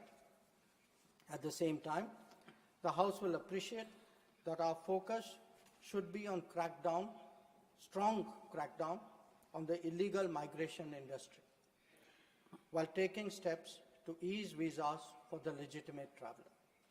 On the basis of information provided by returning deportees about the agents and others involved, law enforcement agencies will take necessary preventive and exemplary actions. I thank you. One second. Please take your seat. Honorable members, take your seat. Will you take your seat? The House has to be run on some rules. Your leaders are aware of it. Please take your seat. Your party has not given your name. Honorable members, under Rule 251, a statement may be made by a minister on a matter of public importance with the consent of the chairman, but no question shall be asked at the time of the statement is made. 1 second. Have some patience. Don't jump the... Lost their self-confidence. 4 simple clarifications I seek from the Honorable External Affairs Minister. First is, where the government is in the know, they were restrained. Where the government is in the know, they were restrained, included India, and the government kept mum. Such Indians are there where a small country like Colombia do things and that to the US. Sir, you made your point, please. One line, sir. With due regard, sir. Just one line. No. No. Sri Tirujeshwa, I will not. Please, take your seat. You have never done. For a change, obey the chair. Please, for a change. It will be the first of the kind from Sri Tirujeshwa. Please. Tiruchiji, nothing is going on record. Sri Tiruchi Sharma. Sri Tiruchi Shiva. Thank you, Chairman, sir. What is this? You are a senior man and still doing it. Can there be a more abuse of a privilege extended? Thank you, Chairman, sir. Sir, thank you very much. Sri Tiruchi Shiva. Sir, it is not Sir, pointing it is fingers intervention. at anyone. The honorable member has misunderstood. It is intervention. Please go ahead. I said I allowed interventions. He can ask. Please go ahead. Chairman, sir, I said it is not pointing fingers at anyone. Just we need some clarifications. We accept that what the External Affairs Minister told, that it is an ongoing process. The deportation of illegal migrants have been happening. But what we have heard now is that the way they have been sent is not in a proper manner. I would like to know whether Indian embassy has been contacted by the US government and have given information that this number of people are going to be deported. And in that case, what was the reaction? And what we hear through media is that these people were handcuffed, they were ill-treated, stranded for more than 14 hours, and it is totally inhuman that nobody will admit, whether the government or us or any human. So they are all Indians. First of all, the deportation should happen in a proper manner. Why it should be an Air Force flight for them? How many women were there? How many children were there? And after they have reached India, whether the government has reached out to them to know their experience and have tried to address what has happened. And if anything to be contacted to be with the US government, what are the plans you have? Thank you very much. Sri Saket Gokhale. Thank you very much, sir. So I very carefully listened to the Honorable Minister's statement.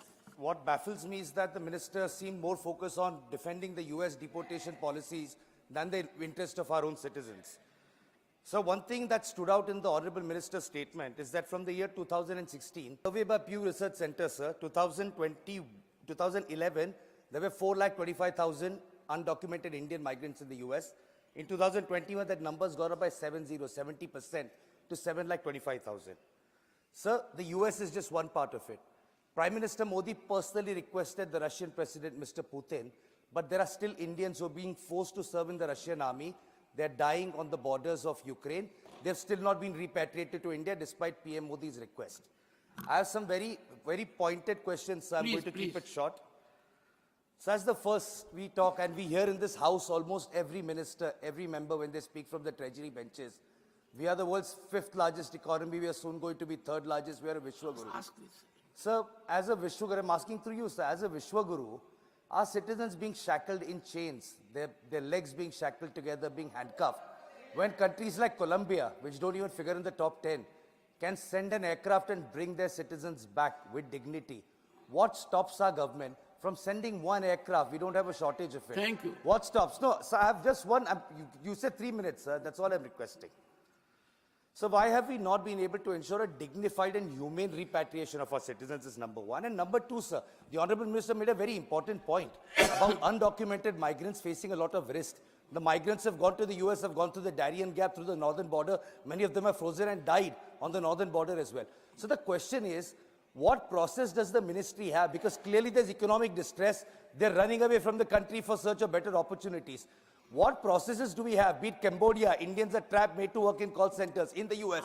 So how is the ministry, beyond protector of immigrants, which doesn't do much, how is the ministry ensuring that so many Indian citizens don't have to risk their lives to run away from a failing economy and go to other countries illegally, sir? Thank you. Honorable members, before I call Sanjay Singh, I would urge you that comprehensively issues have been raised by Randeep Singh Surjewala, Tiruchi ji, and Saket also. Avoid repetition. Sri Sanjay Singh. Thank you, sir. India is the largest democracy in the world. And Honorable Prime Minister again and again talks of relationship and ties with America and friendship also.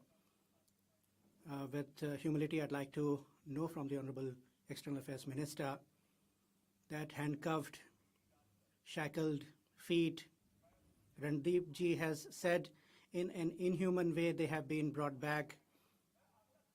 It has been stated, please, 1 second, please hear out the question. I'll urge the members. He has already made that point. Please hear me out, sir. They were brought in this condition, sir, and afterwards what happened when they landed in India? You are not ready to accord dignity in the prisoners when they were transported from Haryana on our own land. What America did, well, we know. We are stating that on our soil they were transported in prisoners van, and others have also posed question. Small countries are sending their planes, their own planes they are sending to fetch their citizens to their countries. Whether Government of India has any plan in future that they will send their own planes, Operation Ganga you are talking of in Ukraine. So are you planning something to fetch your citizens from abroad?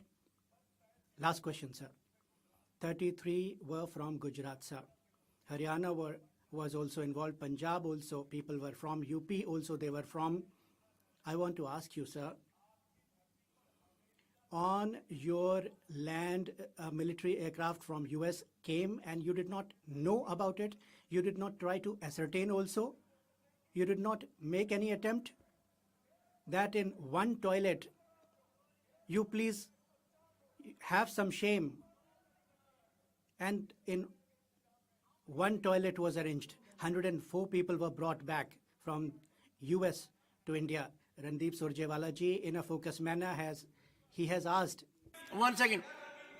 Professor Manoj Kumar Jha, I expect from you. I will not repeat. You will add extra. I Because assure Honorable you, Minister sir. has taken note of what has already I been said. assure you, sir. I'll not repeat any of the points mentioned by any of my colleagues. Please go ahead. My first query, explanation from Honorable Minister, sir. It involves us all. The images were worrisome. And that's why you have made a suo moto statement. Because the images were worrisome, I have a couple of issues to seek from you. How much advance notice that the government of India received for this US deportation? Yes. And how many much more are in the pipeline? Number one. Number two, did the Indian embassy or the consulate provide any kind of legal or consulate service sought by them? Yes. Or if not at all, what was? What the government is doing about the agents and agencies which openly on their website claim that they'll make you reach your favored destination. Yes. And sir, before I conclude, my query is, sir, there might be illegal infiltrators or whatever for US. For us, they are our genuine citizens. हमारे नागरिक हैं. They are our citizens, and since they are our citizens, align with India's broader policy on protecting its citizens abroad. Will the Indian government raise this, particularly the inhuman aspect of it, which scares us all, intimidates us, at a multilateral platform or in a bilateral manner? Thank you very much, sir. Dr. John Britas. Yes, sir. John Britas. Sir, being a member only new points. Sir, being the member of a standing committee, that is MEA, please give me 3 minutes. Sir, don't ask time, make only new suggestions. Sir, only new. If it is old, please strike it off. Sir, is it not a fact that countries like Colombia, Mexico, Brazil... Now, Dr. John Britas, question, it is sir. fourth time you are reiterating. Questions, it questions. has been said. Sir, I am quoting. Sir, I am quoting. Please, I will only appeal to you. I will only say new things, sir. My Professor question. Manoj Kumar Jha came up with new points. Come with new points. My question, only new things, sir. Is it not a fact that New York Times reported that military planes have rarely been used in the past by the US deportation? First question. Second question, Honorable Minister listed about the deportations. In the past, all these deportations the Minister referred to, were they undertaken in passenger aircrafts or in military aircrafts? Third, as per the unstarred question on 28/7/2022 on Rajya Sabha, is it not a fact that the Minister had said that any violation of immigration laws is brought to our notice, our missions, post abroad, and seek consular access? In this case, were our missions alerted? Were the details provided to our mission? And the fourth question, sir, International Human Rights Convention, India is a signatory to UN human rights treaties. Is it a fact that it emphasizes humane treatment in deportation cases? And the fifth question, sir, the lack of data. As a member of the External Affairs Standing Committee, we have been agitated over the lack of data with regard to the Indians abroad. And the sixth point, sir, illegal agents. Will the government do something to ensure that illegal agencies are busted? Thank you, sir.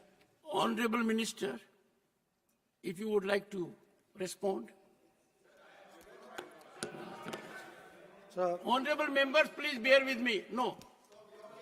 All right, Honorable Minister. No. One second. Professor Ram Gopal Yadav, unfortunately, there was no input from your side, and therefore I thought... Sir.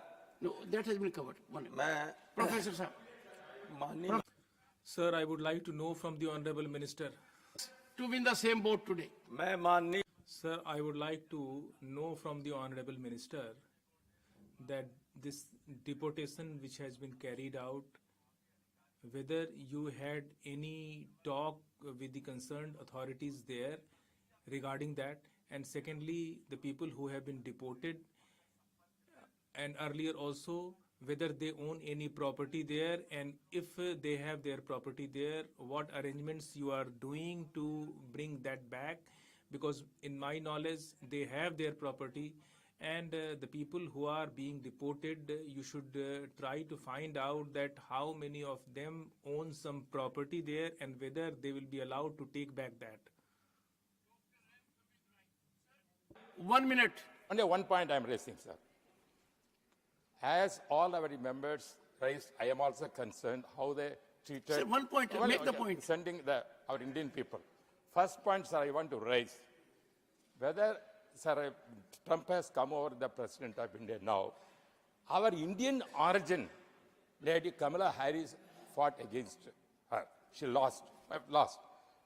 I am fearing she's also Indian, also a special Tamil origin lady.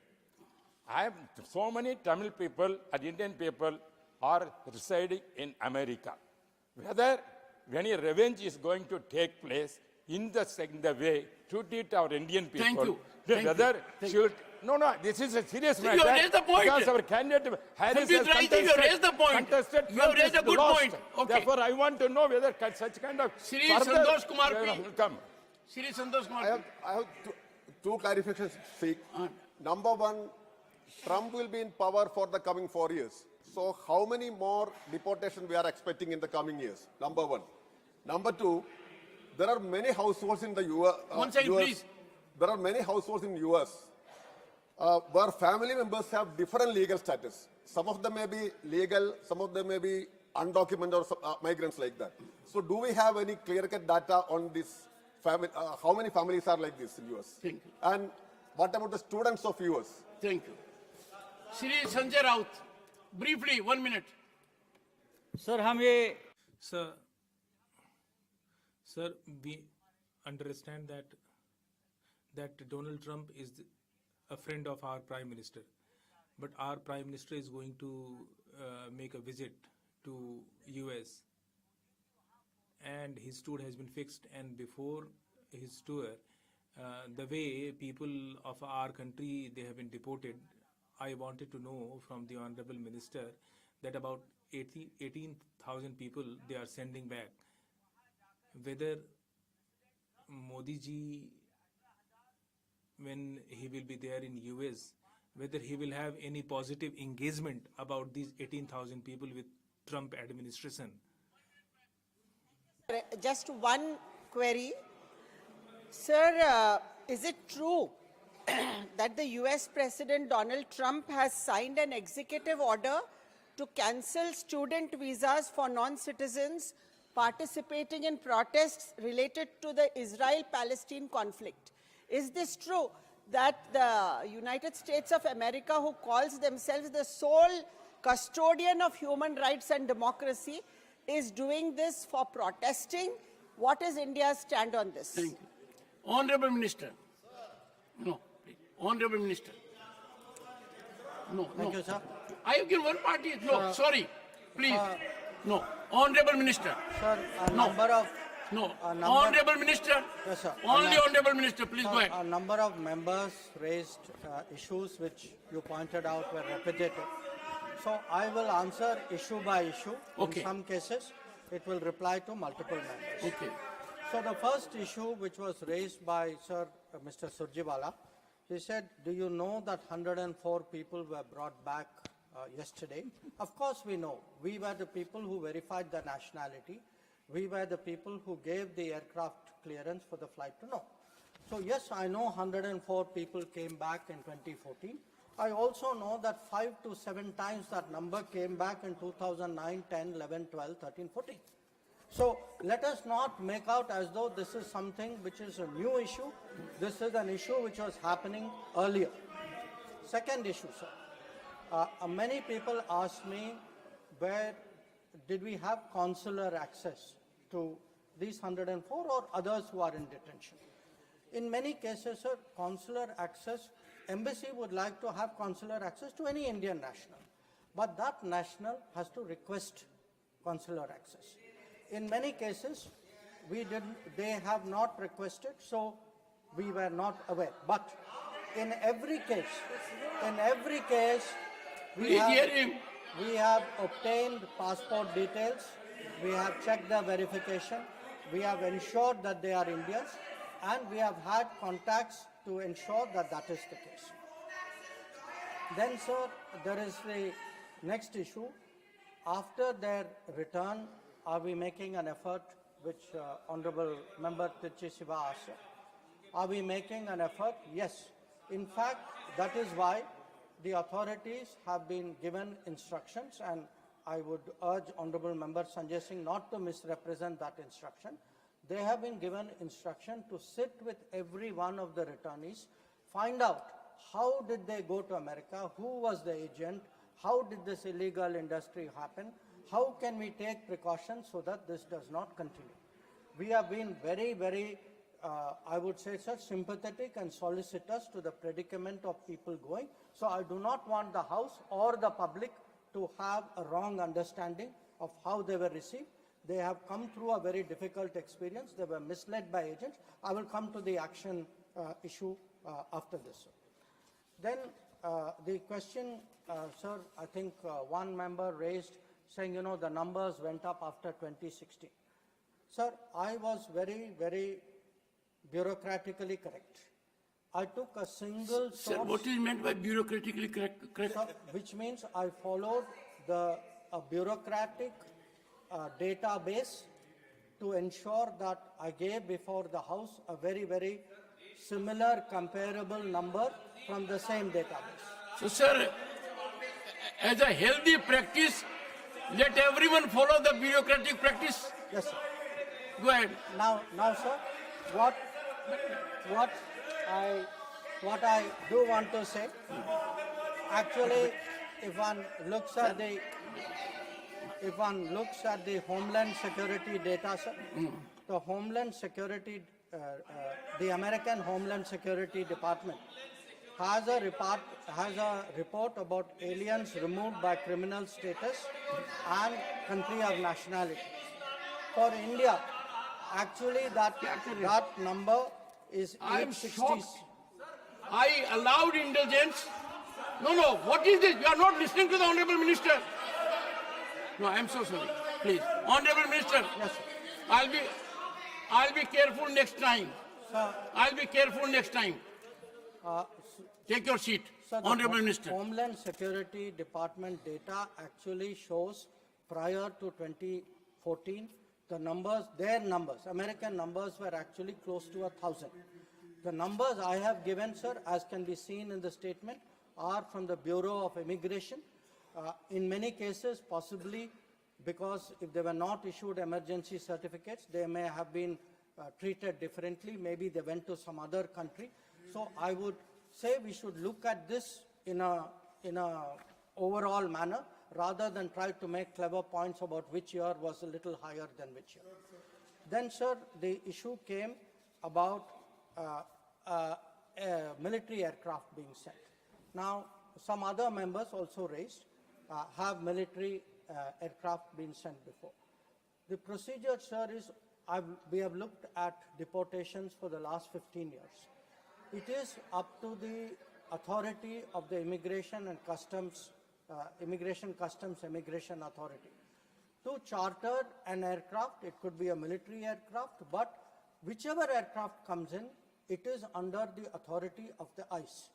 The procedure, whether it was a military aircraft, whether it was a chartered aircraft, was exactly the same. Then the issue came up, sir, was there advance notice given? So, the only what the minister says goes on record. Please go ahead. Advance notice was given. The advance notice was given, and there was consular access done. We had checked all the procedures. Then, sir, the issue was raised, do they have property? We are not aware that they have property, but if they have anything, we will be responsive to that. We do not, sir, have data on illegal immigrants, and the issue about student visas being cancelled does not apply to immigrants. Thank you, sir. Beautiful. Shri, well, all we can say about the statement of the Honorable Minister is he has been very comprehensive and responded to all issues raised. Shri Abdul Wahab, 5 minutes, not present. Sri Ramji. Sanjeev, okay, you are there? I missed you. Sri Sanjeev Arora will resume to make his address for next 3 minutes. Sir, 3 minutes. when my point was interrupted, I was at out-of-pocket expense, which I have already taken care of,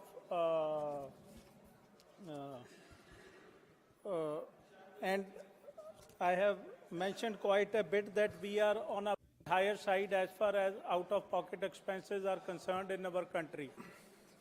Now, sir, coming next on AIMS, there have been 23 new AIMS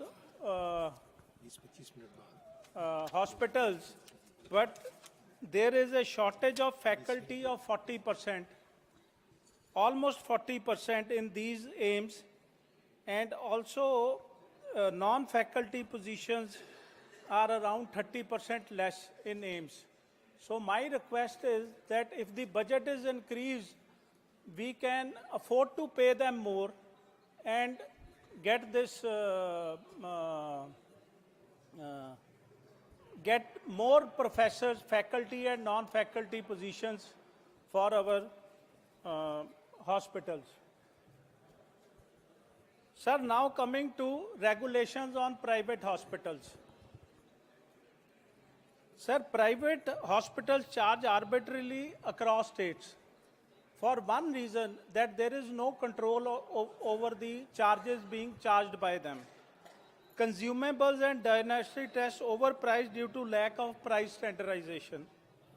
Also, it is observed that even after setting ceiling prices in some cases, like stunts, knee replacements, the hospital charges are increased. So it comes to same. I'll give you an example, sir. I have bills. One is from a corporate hospital and one is from open market. From the open market, the same thing is available for 64 rupees, whereas the same is available in institutional hospital for more than 300 rupees. Because, sir, once you are admitted, you are a IPD patient. Now they may charge anything. There is no one to control. आप ये तो कह नहीं सकते कि मैं gloves. And you cannot say that I will bring gloves from outside. You cannot say that I'll go outside for investigation. So the hospital will do that. And but there must be some control and some control regarding this.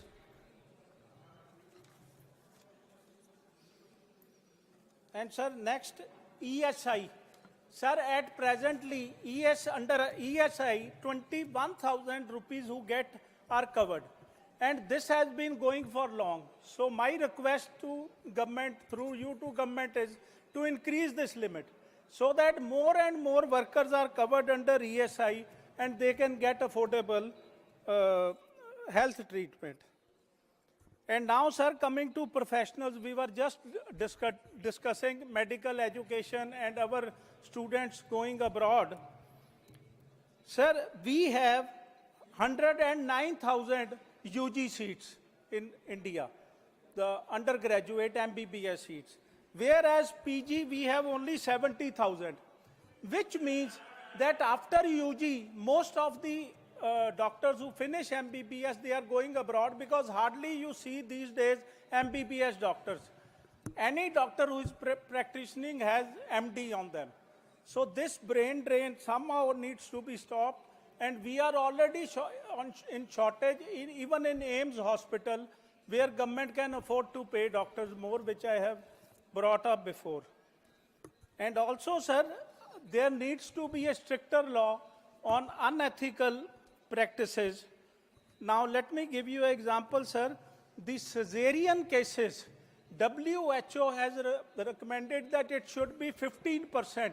No more than 15% on an average cesarean cases should be there. In our country, in some states, it's more than 50%, sir. So unethical practices should be stopped and commercial motives should be. And also, there needs to be some health insurance norms where GST point has already been brought, needs to be taken out of health insurance, because even compared to other countries, the percentage of people insured in our country are very minimal. Now, sir, before I end I would like to call upon the government to take the following steps: increase healthcare expenditure at least to 2.5% of GDP, if not 5%, which has been recommended by State Bank of India recently.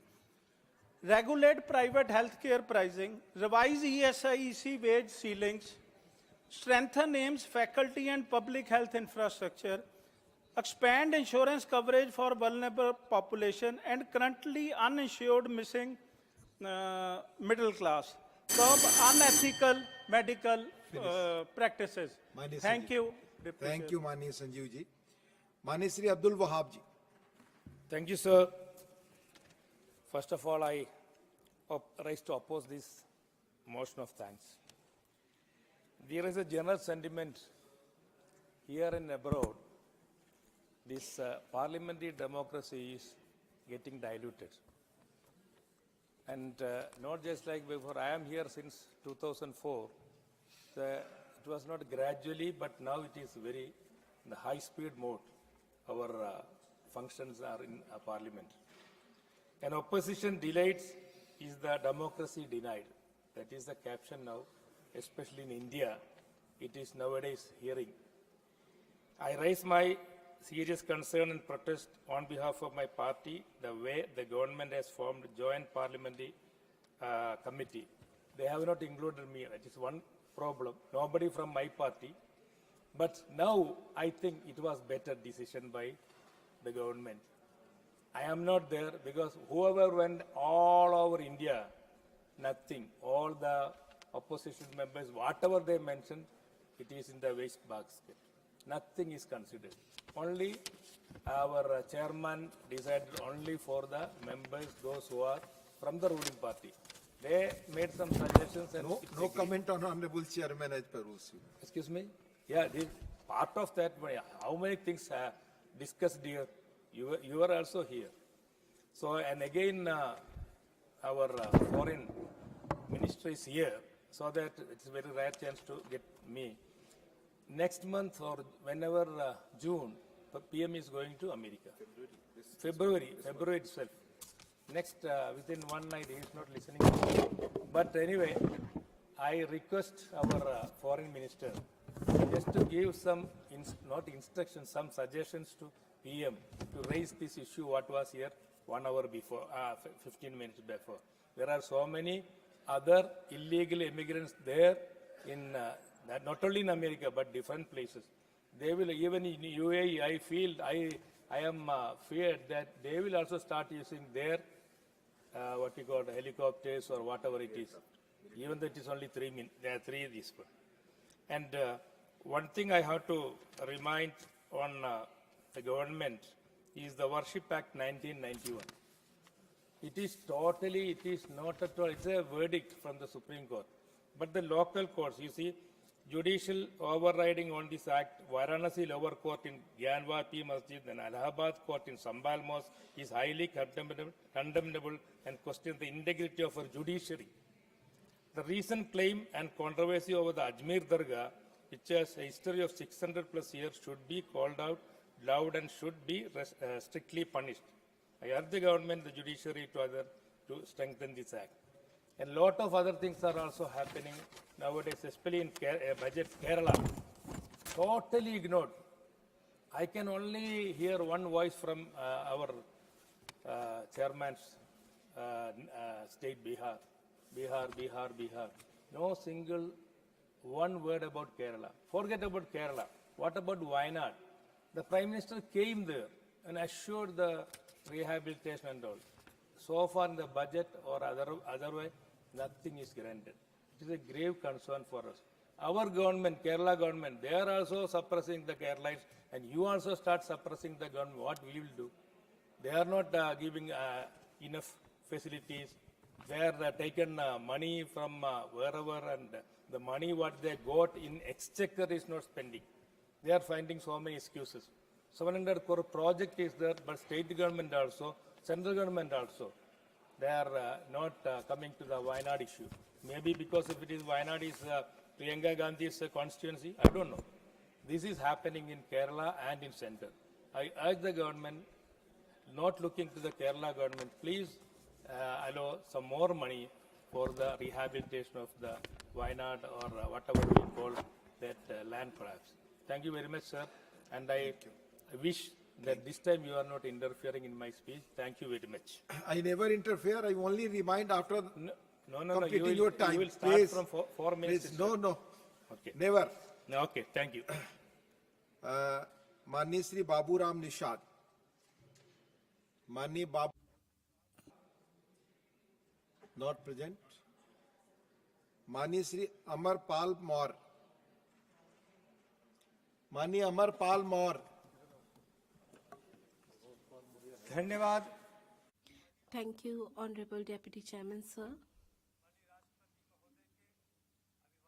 Thank you for giving me the opportunity to speak on the address of the Honorable President. I am grateful to you for the same. Sir, the Honorable President, in her address, had talked about people who are standing at the last in this country, and she said that the development is meaningful only when the last person in the row gets benefited by the government schemes. And the same sentiment was expressed by Pandit Deen Dayal Upadhyay ji in the concept of Antyodaya, and our government, Honorable Prime Minister's government, is fully resolved to implement it. When a person belonging to a poor family gets the opportunity to live in a dignified manner, they get a feeling of pride and self-respect. And the Honorable Prime Minister Narendra Modi ji took a resolve in 2014 when he became the Prime Minister, and he started working on the schemes for the welfare of the poor people. And